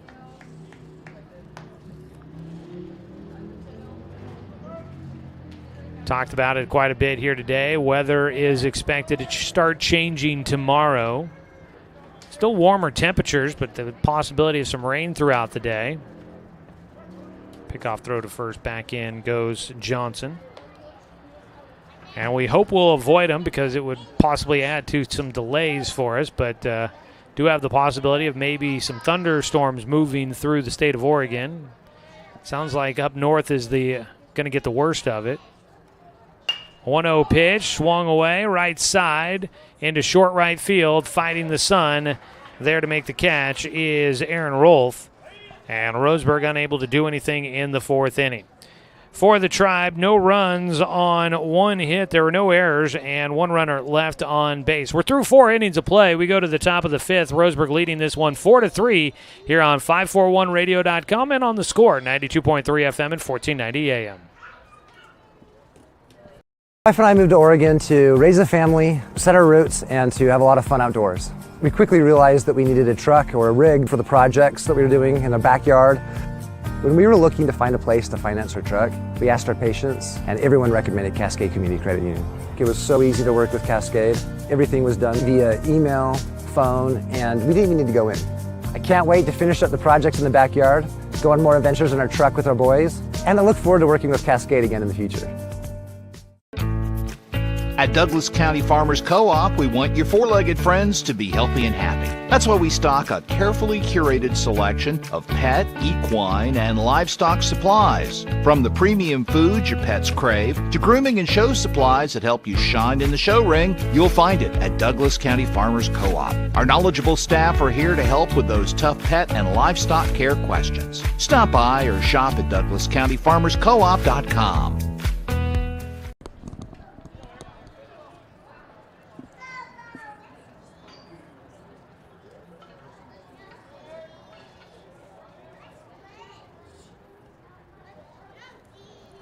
Headed to the top of the 5th inning, game 2 of our doubleheader here at Champion Carwash Field. For McMinnville, it'll be Aaron Rolfe to lead things off. The lefty will take low and inside from Danner Wirtz for ball 1. We saw Cal Robbins was throwing in the bullpen for Roseburg there in that last half inning, so he's getting loose and could be getting dialed in to come in if needed. He's behind the plate right now catching as the ball fouled off. Trying to kind of guess here a little bit. If they did make a move to Cal the pitch, you could maybe see Danner Wirtz go to first and Luke Robbins, the first baseman, go behind the plate. Or you could bring in Amos Bowers to catch and just bring Wirtz out. 1-1 pitch, low. But if you want to keep his bat in the lineup, you could shift things around like that to keep Wirtz out there. 2-1 count for him as he faces off against Rolf. Rolf will pull one right side. That's going to find some grass out there, and it is a rolling. All the way to the fence. St. Clair will send it back in. A runner heading for third. No throw, and it is a leadoff triple for McMinnville. The sixth hit in the game for McMinnville. And that is the first extra base hit here in this one. That ball finding the right center field alley and rolling all the way to the fence. Just found the right spot there. Long way for both Dane St. Clair and Fletcher Coleman to get to. Tyler Brummett will bat. He fouls off the first pitch. Brummett, the DH, 0 for 2 in the ball game. A couple of ground outs. One ground out to first, another one to second. Roseburg's infield playing in with their toes on the grass. Pitch inside from Wirtz, 1-1. I think I was listening to the Oregon State Beavers and Mike Parker talking about when the infield plays in, it bumps your average up by 100 points. Swing and a miss, strike two. 2-2 for Brummett. I think it was Mike and Big Jim Wilson on the call there, and it might have been Jim that said that when the infield plays in, it bumps up your average. Strike three on the outside corner. That'll send Brummett back to the dugout, 0 for 3 in this one. That is strikeout number 4 on the day for Danner Wirtz. And that's a big one there. One away with a man at third after the leadoff triple by Aaron Rolf. Ground ball, third base side, picked up by Johnson. Throw to the plate. They've got him in a pickle. Cowell will throw it back to Jake. Jake will race him down. Now a throw down to second. Can they get a double play? Tag applied.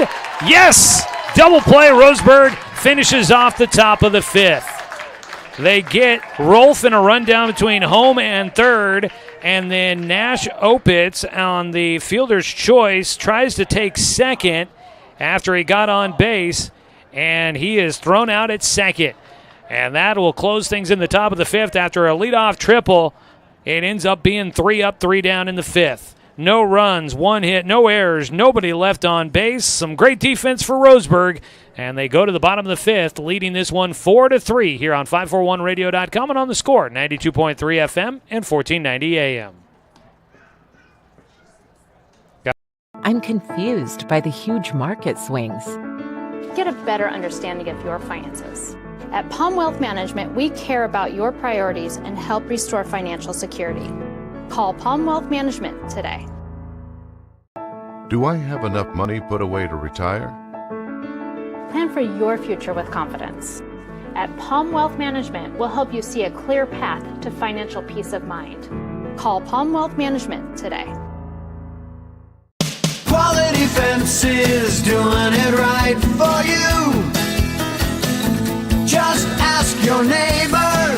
They reflect a style as unique as you are. They make first impressions.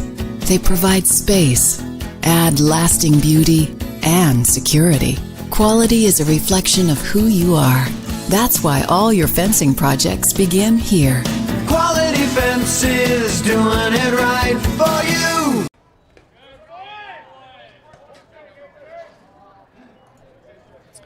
First pitch here in the bottom of the fifth to A.J. Black. Goes all the way to the backstop on a couple of hops. A 1-0 count to start for Black, who is 0 for 2 in the ball game, facing Augustine Ponce Lopez, who misses high, and the count goes to 2-0. Roseburg Baseball leading 4-3 against McMinnville. Pitch outside, 3-0 count. Today's game brought to you by Cascade Community Credit Union, belong to Douglas County. We also want to thank our pregame show sponsor, Roseburg Disposal. You can let them make the run of the dump for you. Give them a call at 7-1-2-2. 3-0 pitch taken for a strike by Black on the inside corner.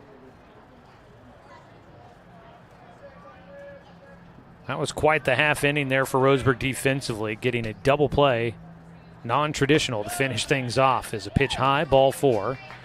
Third walk issued by Ponce, and that is the 11th walk in this ballgame for the McMinnville pitching staff. Man at first, with nobody out for Roseburg as they try to add some insurance.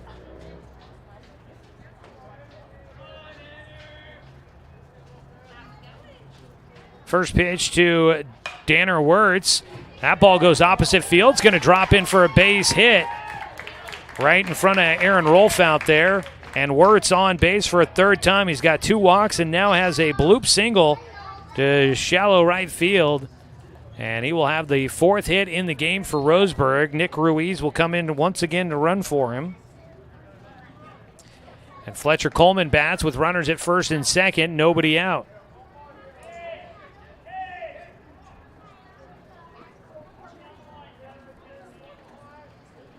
Coleman is 0 for 1 in the game, reached on a fielder's choice, also had a bases loaded walk to pick up an RBI. He tries to lay down a bunt, fouls it back. Roseburg trying to add to a 1-run ball game, and time called out to the mound here. McMinnville's coaches want to go over, I think, some strategy here for the defense with what they saw in that first pitch and a bunt attempt by Fletcher Coleman. In between games, as we were gearing up for the second game of the day, we had the opportunity to talk with former Roseburg Indian Jay Stoffel, who is now offering coaching services to our local ball players. Focused on pitching, but can definitely dabble in some of the other stuff too, as he has gone through a lot of years of baseball and played at some pretty high levels. At his pitching, he's been able to do it at the high level, and he would love to share that information with our local youth to try and help give them the leg up at an earlier age. If you want to try and get in touch with Jace to get some personal coaching, possibly here, 541-670-6392 is his phone number. You can get in touch with him or have your local coaches try to get in touch with him. As Coleman will take a pitch low and inside, a 1-1 count. He said most coaches probably around the area have his number or at least a way to get in touch with him, a way to get his number. So if you've got a young ball player on your hands that would like to try and learn more about the intricacies of the game, he can help provide those. 1-1 pitch showing a bunt very early is Coleman, and he offers but cannot keep it fair. Tips it into the catcher for strike 2. Charging in from first, Hyder was 10 feet away from the plate.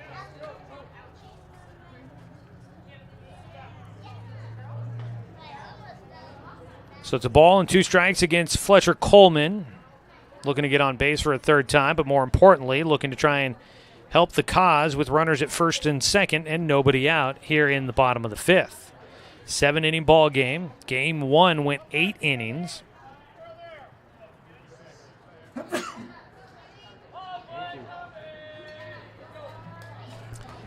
Roseburg trying to see if they can avoid having extra innings here in this second one. See if they can stretch the game out just a little bit. It's a 1-2 count. Coleman swinging away, belts one to right field on the run. Rolfe will be there to make the catch, and off the bag at first. The throw, hanging on at first base is Hyder. And Nick Ruiz, unfortunately, doubled off at first. Thought that ball was dropping. So 2 down. Ruiz obviously read that one wrong off the bat. Raced to get back, but didn't get there in time. Almost got bailed out with that ball hopping in, and Hyder juggling a little bit, but it kind of just rattled around in his glove, and he was able to squeeze it and hang on to it, stay on the bag. Ball hit hard right side to the second baseman, A.J. Morrison. Paxton Burke won't be able to beat the throw. And Roseburg, an inning that frustratingly comes to an end earlier than they anticipated.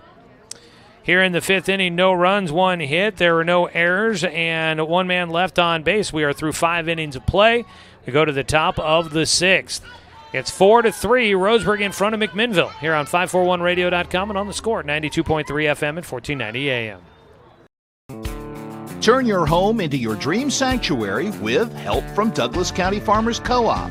For over 100 years, we've carried everything you need to keep your garden and crops green and growing, including a large selection of soil mixes, composts, fertilizers, and other soil amendments. You'll also find stones, boulders, gravel, and more to add structure and diversity to your yard. Stop by or shop at DouglasCountyFarmersCoop.com. Successful companies have a very important secret. Good advertising works and makes them money. That's why your business should contact Lotus Media Group. Let us help you cash in with multimedia advertising. Multiple touches from Douglas County's only Google certified partner and most effective advertising platform. Web, broadcast, print. Make it happen. LotusMediaGroupLLC.com.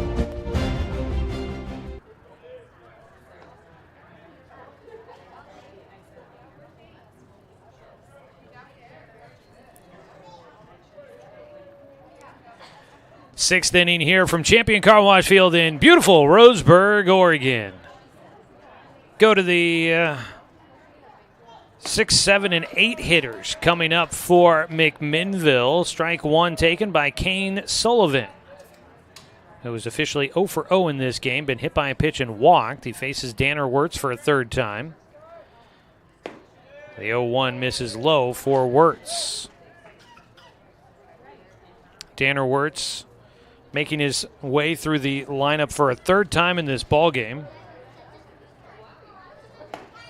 Fires one down the middle for a strike. 1 ball, 2 strikes.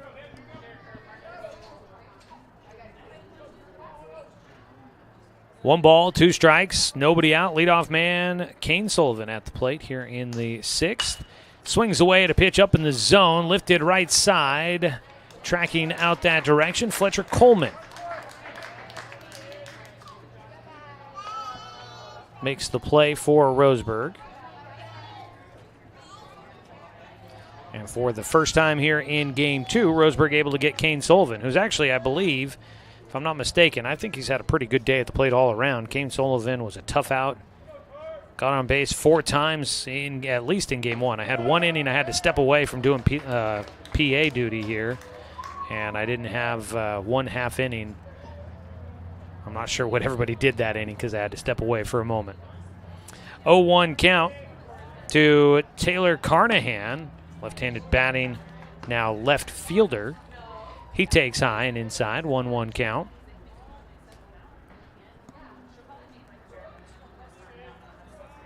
The 1-1 delivery from Wirtz. That ball left side, that could be trouble. Down the line and hooking into foul territory for strike 2. Long run out there for A.J. Black, but that ball lands innocently in foul territory, and it'll go to a 1-2 count. Carnahan makes his way back to the plate. Game 2 here, first doubleheader of the season for Roseburg, first doubleheader of the year for McMinnville.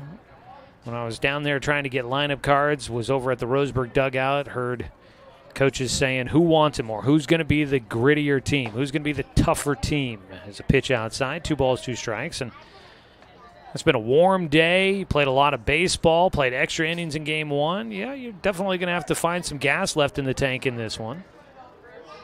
Ball fouled off, stays a 2-2 count for Carnahan. And Roseburg's going to be right back at it again tomorrow. For McMinnville, taking a look at their schedule, they are back at it on Thursday as a ball into center field, up the middle. A worm burner out to Dane St. Clair. 3 for 3 in this game for Taylor Carnahan. He gets on with a 1-out single, 7th hit in the ball game for McMinnville, but they trail in this one, 4-3. Brings up A.J. Morrison, the second baseman. So McMinnville they will have tomorrow off, and then they're back to action on Thursday. Roseburg will finish out their spring break activities tomorrow with a single game against South Salem. Wirtz, a breaking ball. Morrison almost thought about it. Able to hold off. They appeal, and no, the call is changed that he did go around. So he thought about holding up and didn't. He went around, so it's an 0-1 count.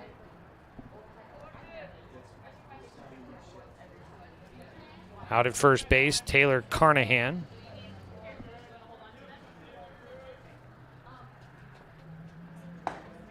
Strike inside corner, and Morrison at the plate. A reaction to that strike call.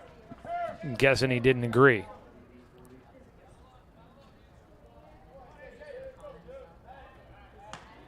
Oh, 2 count. Check on at first. Back in safely.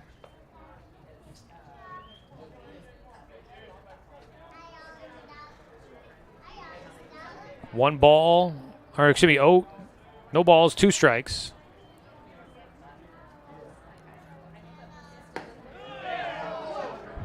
That pitch looked pretty good, but called ball 1.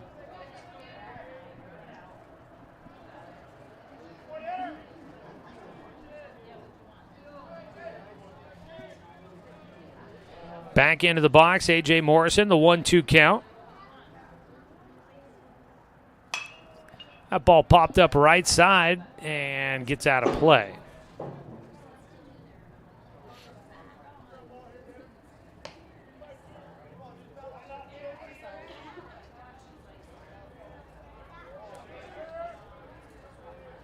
One away, runner on at first here in the top of the 6th. Getting late in game 2 here. Getting late overall on a long day here at the ballpark. That ball slapped right side down the line and into the bullpen for McMinnville.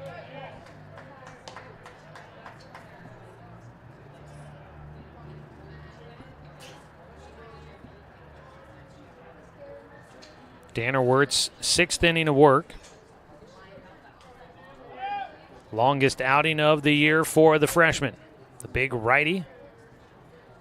Kicks and fires in a 1-2 pitch. Lifted left side. Going back. A.J. Black runs underneath it. Back to first base will go Carnahan. 2 away.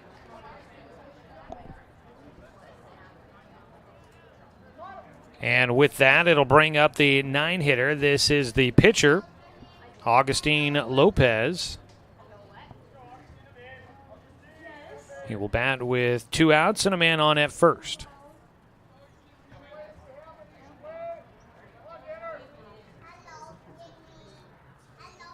The first pitch from Wirtz up at the eye, top of the zone.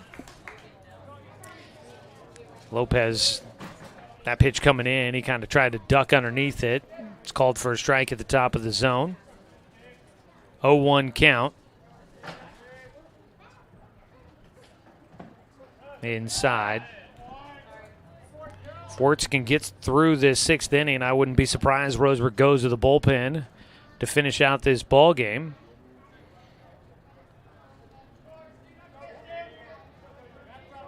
A 1-1 pitch. Lopez takes outside. In his only at-bat so far in the ball game, Lopez popped out to first base for the first out in the 4th inning, which ended up being a 1-2-3 frame defensively for Roseburg. The 2-1, ducking out of the way that time. 3-1 count. Augustine Ponce Lopez looks down to third, gets the signals from his coach. 3-1 count. Runner on at first with 2 down. Wirtz will get him to swing and miss way out in front on that pitch for Lopez, and he goes chasing outside. Finds himself now with a full count. The runner at first, Taylor Carnahan, likely running as this one comes to the dish. Wirtz is 3-2. Ground ball left side on the run. The throw by Burke gets over to first in time for the out to wrap things up here in the top of the 6th. And that will do it for McMinnville in the top of the 6th inning. Danner Wirtz gets through 6 innings of play, and he has got the Roseburg Indians in front of this one at 4-3. Nice job by the defense behind Wirtz. No runs, 1 hit. There were no errors. 1 man left on base. We go to the bottom of the 6th inning. The Roseburg Indians leading and looking to add some insurance here on 541radio.com and on the Score, 92.3 FM and 1490 AM. Communications radio stations have joined forces with the News Review and Lotus Web Services, announcing the Lotus Media Group, a multimedia enterprise. Web, broadcast, print. Make it happen with Lotus Media Group, LLC.com. How should I be investing my money? Plan for your future with confidence. At Palm Wealth Management, we'll help you see a clear path to financial peace of mind. Call Palm Wealth Management today. In today's big box store, how-to YouTube video world, it is hard to do it yourself. If you're fixing your fence or putting in a new one, the only place to start is Quality Fence. We stock almost anything you need and take the time to show you how to really do it yourself. Visit the Quality Fence showroom in Roseburg and get great fencing ideas at QualityFenceCo.com. Quality Fences, doing it right for you.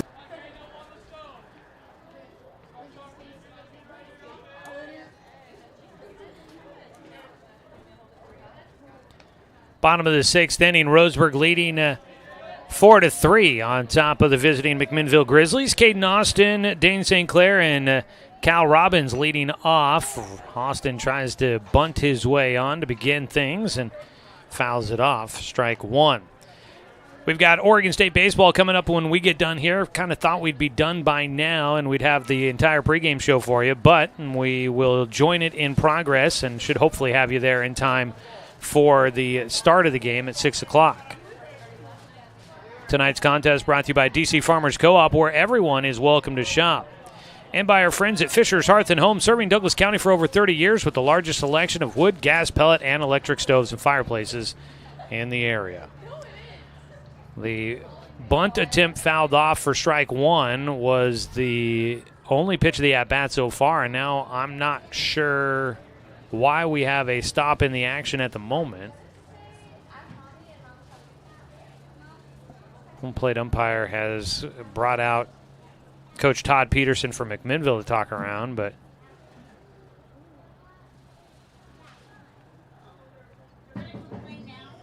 are they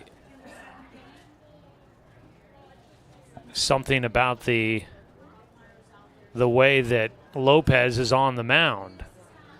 And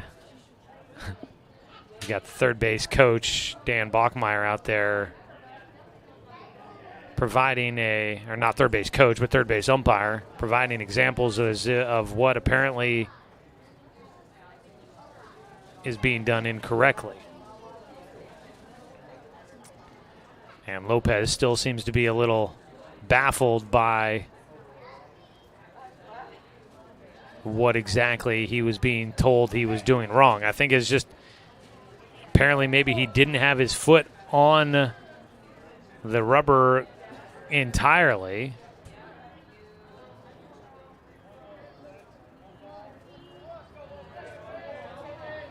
And so it's a 1-0 count. That first pitch didn't count, so it's 1 ball, no strikes, I think because of a balk. And now I believe it is 2-0. 2 balls, no strikes against Caden Austin. So that first pitch that was fouled off didn't count because of the balk, I guess. And now a visit out to the mound for the catcher, Austin Schoaf, to talk with Lopez. Today's ball game brought to you by Flyaway Travel. You can contact the travel experts at Travel Leaders Flyaway Travel. Make sure that you have an agent in your corner. Call 541-672-5701. Keep hearing Jane Green from Flyaway talking about waking up the spider monkeys. Sounds like quite the exotic trip. The 2-0 pitch fouled off by Caden Austin into the grandstands down to our right. Good crowd that's been out here at the ballpark all day. Ran into former Roseburg football coach Thurman Bell here. Former Umpqua Community College baseball coach Jeremiah Robbins here to watch his boys. As a strike on the outside corner to Caden Austin. Seeing UCC, actually there they are down in near the bullpen for McMinnville. They're getting loose. They were probably expecting to have practice already. So swing and a miss on a breaking ball. Needing to throw down to first, lob it that direction. Catch made by Hyder on the throw by Schoaf. And a strikeout for Caden Austin, who's 0 for 4 in this ball game. For Augustine Lopez, that is his second strikeout on the day. And it's the first out here in the bottom of the 6th. Dane St. Clair 0 for 2 with a walk and a run scored.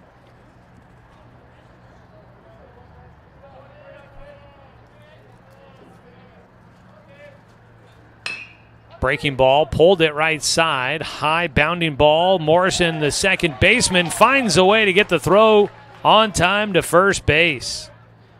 And that'll get Dane St. Clair 2 away. It was an awkward throw that was necessary to get it there in time. Had to get it out of the glove quick for Morrison on a ball bounding through the infield. But he makes the throw accurately on the run and just in time to get St. Clair 2 away. Nobody on base. Cal Robbins batting. He is 2 for 2 in this game. A walk, a double, and a single. And he'll take low for ball 1.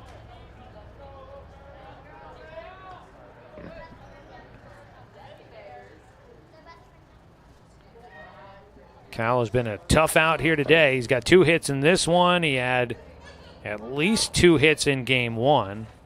Again, I've got that 1 half inning or 1 full inning that I was not at my scorebook while it was going down. 1-1 count is a strike called against Robbins. We'll have a full recap of the game up online at 541radio.com. The doubleheader. We'll get the details on that inning I missed. Find it there at 541radio.com. Find coverage of local sports in our local newspaper, the News Review. Check it out online at nrtoday.com. Coverage of local sports here on The Score, brought to you this season by Chuck Swarman Family Auto Repair. Are you ready to go where life takes you? A 2-1 pitch. Cal off the end of the bat, rolls one to second, fielded and throw to first. A 1-2-3 inning defensively for McMinnville. And they keep themselves within 1. We go to the 7th inning. No runs, no hits, no errors, nobody left on base for Roseburg. And we go to the 7th with the Indians needing 3 outs to secure a sweep here at home against McMinnville. Back in 60 seconds here on 541radio.com and on The Score, 92.3 FM and 1490 AM. Always handled my own finances, but I need help. Get a better understanding of your finances. At Palm Wealth Management, we care about your priorities and help restore financial security. Call Palm Wealth Management today. How should I be investing my money? Plan for your future with confidence. At Palm Wealth Management, we'll help you see a clear path to financial peace of mind. Call Palm Wealth Management today. Quality Fences, doing it right for you. Just ask your neighbor.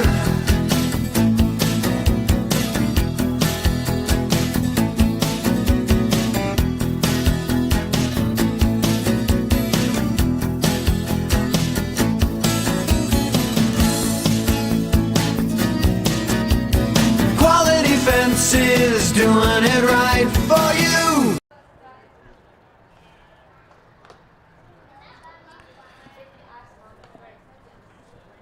Four to 3 our score. Roseburg in front as we hit the top of the 7th inning. The Indians 3 outs away. It'll be the top of the order. Braden Mix, Cam Hyder, and Aaron Rolfe due up against the new man on the mound for the Indians. It is Cal Robbins that will bat. Danner Wirtz exits after 6 innings of work.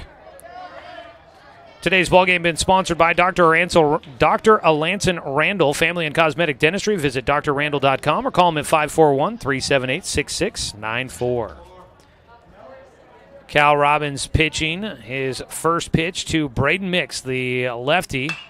That ball slapped left side, heading foul. Long run for everybody, and no one will get there in time. It'll be strike one.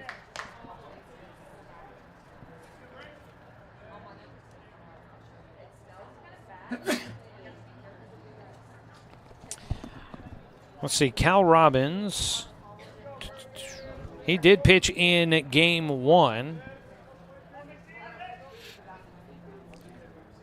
The 0-1 pitch is low, 1-1. Cal came in. He was facing Tyler Brummett when the final out of the inning was made on the bases, and so Brummett didn't finish the at-bat. He started the eighth inning against Cal. It's a ball hit right side. Got to get to first, and that's not going to work out.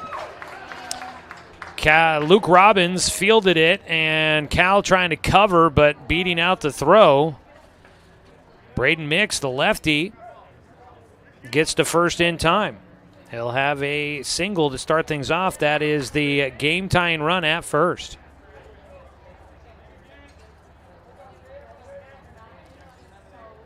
And that brings up Cam Hyder.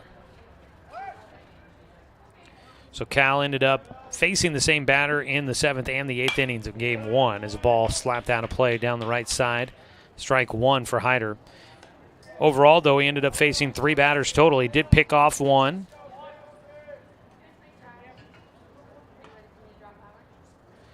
But he closed out that game, and that might actually have gotten him the win, I do believe. Yeah, he would have been the winning pitcher in that one.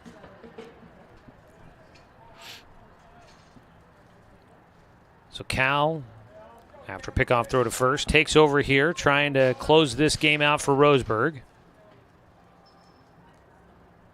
The 0-1 pitch bounces in. Runner holds at first. Moving back behind the plate, let's see how the defensive changes went here. So Luke Robbins is still at first base defensively. You've got Amos Bowers has taken over behind the plate for Cal, who takes over on the mound for Wirtz. So Bowers comes in Wirtz's spot in the lineup. The 1-1 pitch from Robbins. Runner takes off. Throw in is a strike. Throw down to second base, not in time. Game tying run now at second base in scoring position.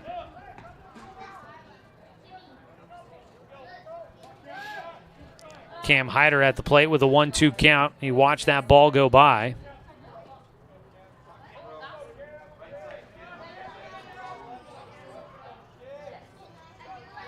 Robbins takes his time, will come set out of the stretch here. His 1-2 pitch, ground ball up the middle, behind second, over to first. Burke will make the put out up to third base. Goes Braden Mix. The game-tying run now 90 feet from home. And only one out. Aaron Rolfe will bat. He ended up having a triple to the alley in right center his last time up. He bats with the game-tying run at third, trying to see if he can keep this game going for McMinnville. It was Roseburg that rallied in game one to force extra innings. Now the tables have turned. It's McMinnville trying to send this one to at least the bottom of the 7th. And at the plate right now, Aaron Rolfe taking his time. Ties his shoes, adjusts his gloves, now finally steps into the box. Robbins' first pitch. Called a strike outside corner. Robbins faced Brummett, Sullivan, and Carnahan in game one. So all these guys so far seeing him for the first time. Cal's 0-1 pitch. Breaking ball almost got away from him. Bowers up out of the crouch, gets to that ball. A 1-1 count. One away, man at third. The infield playing in with the hopes of cutting off the run at home if they get the chance to do so.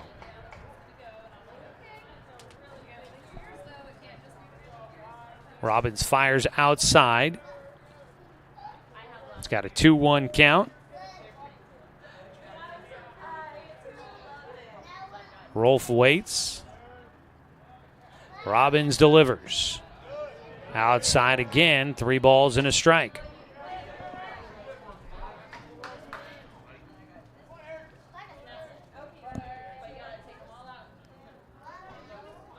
Rolf, that triple was his first hit and first time on base here in game 2.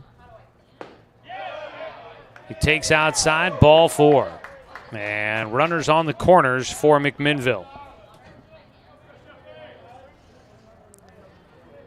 For Cal Robbins, first walk allowed.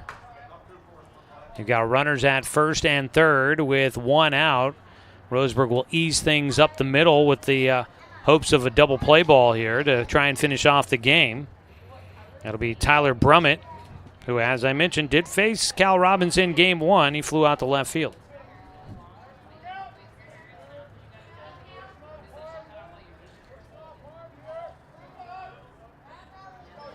Eight hits in the ball game for McMinnville, including the single they had to lead things off here by Braden Mix. Pitch inside by Robbins to the right-handed hitting Brummett.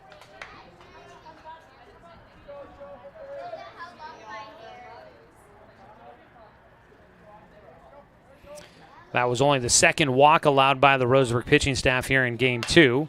It's a ball softly hit up the middle. Diving catch made by Austin. Throw to first, double play, and Roseburg wins it.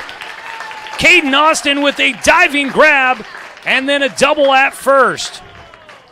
What a way to end it here. Caden Austin laying out for the line drive at second base. That was the out for Brummett, and then he doubles off Rolf, who got caught in a tough spot, and that ends it there. Rolf just had nowhere to go. He was going to have to run to second for the force out there, or he's going to have to get back to first, and what a way to end it.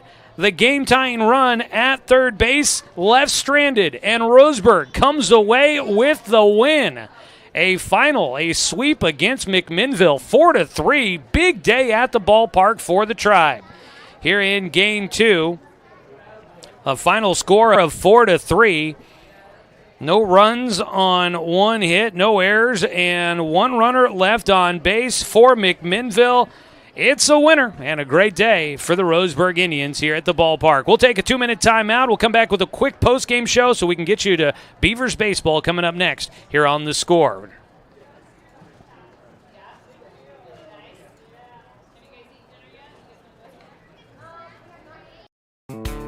Turn your home into your dream sanctuary with help from Douglas County Farmers Co-op. For over 100 years, we've carried everything you need to keep your garden and crops green and growing, including a large selection of soil mixes, composts, fertilizers, and other soil amendments. You'll also find stones, boulders, gravel, and more to add structure and diversity to your yard. Stop by or shop at DouglasCountyFarmersCoop.com. Quality Fences, doing it right for you. Just ask your neighbor.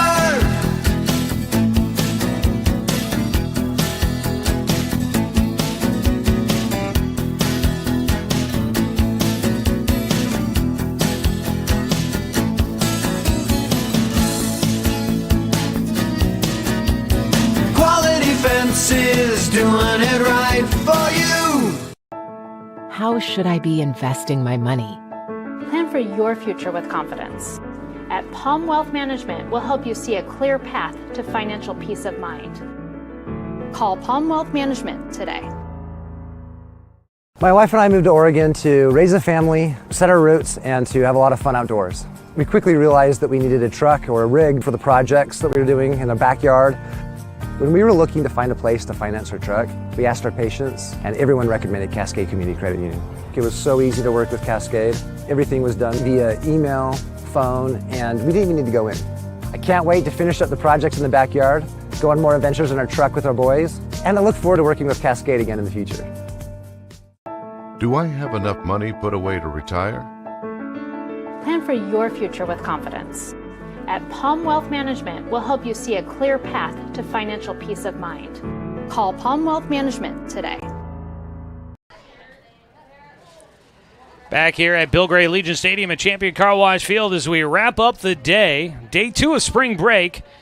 We've got one more game coming up tomorrow. That'll be Roseburg and South Salem, but we wrap up this one here. McMinnville, 3 runs, 8 hits, no errors, and they will end up leaving 7 men on base.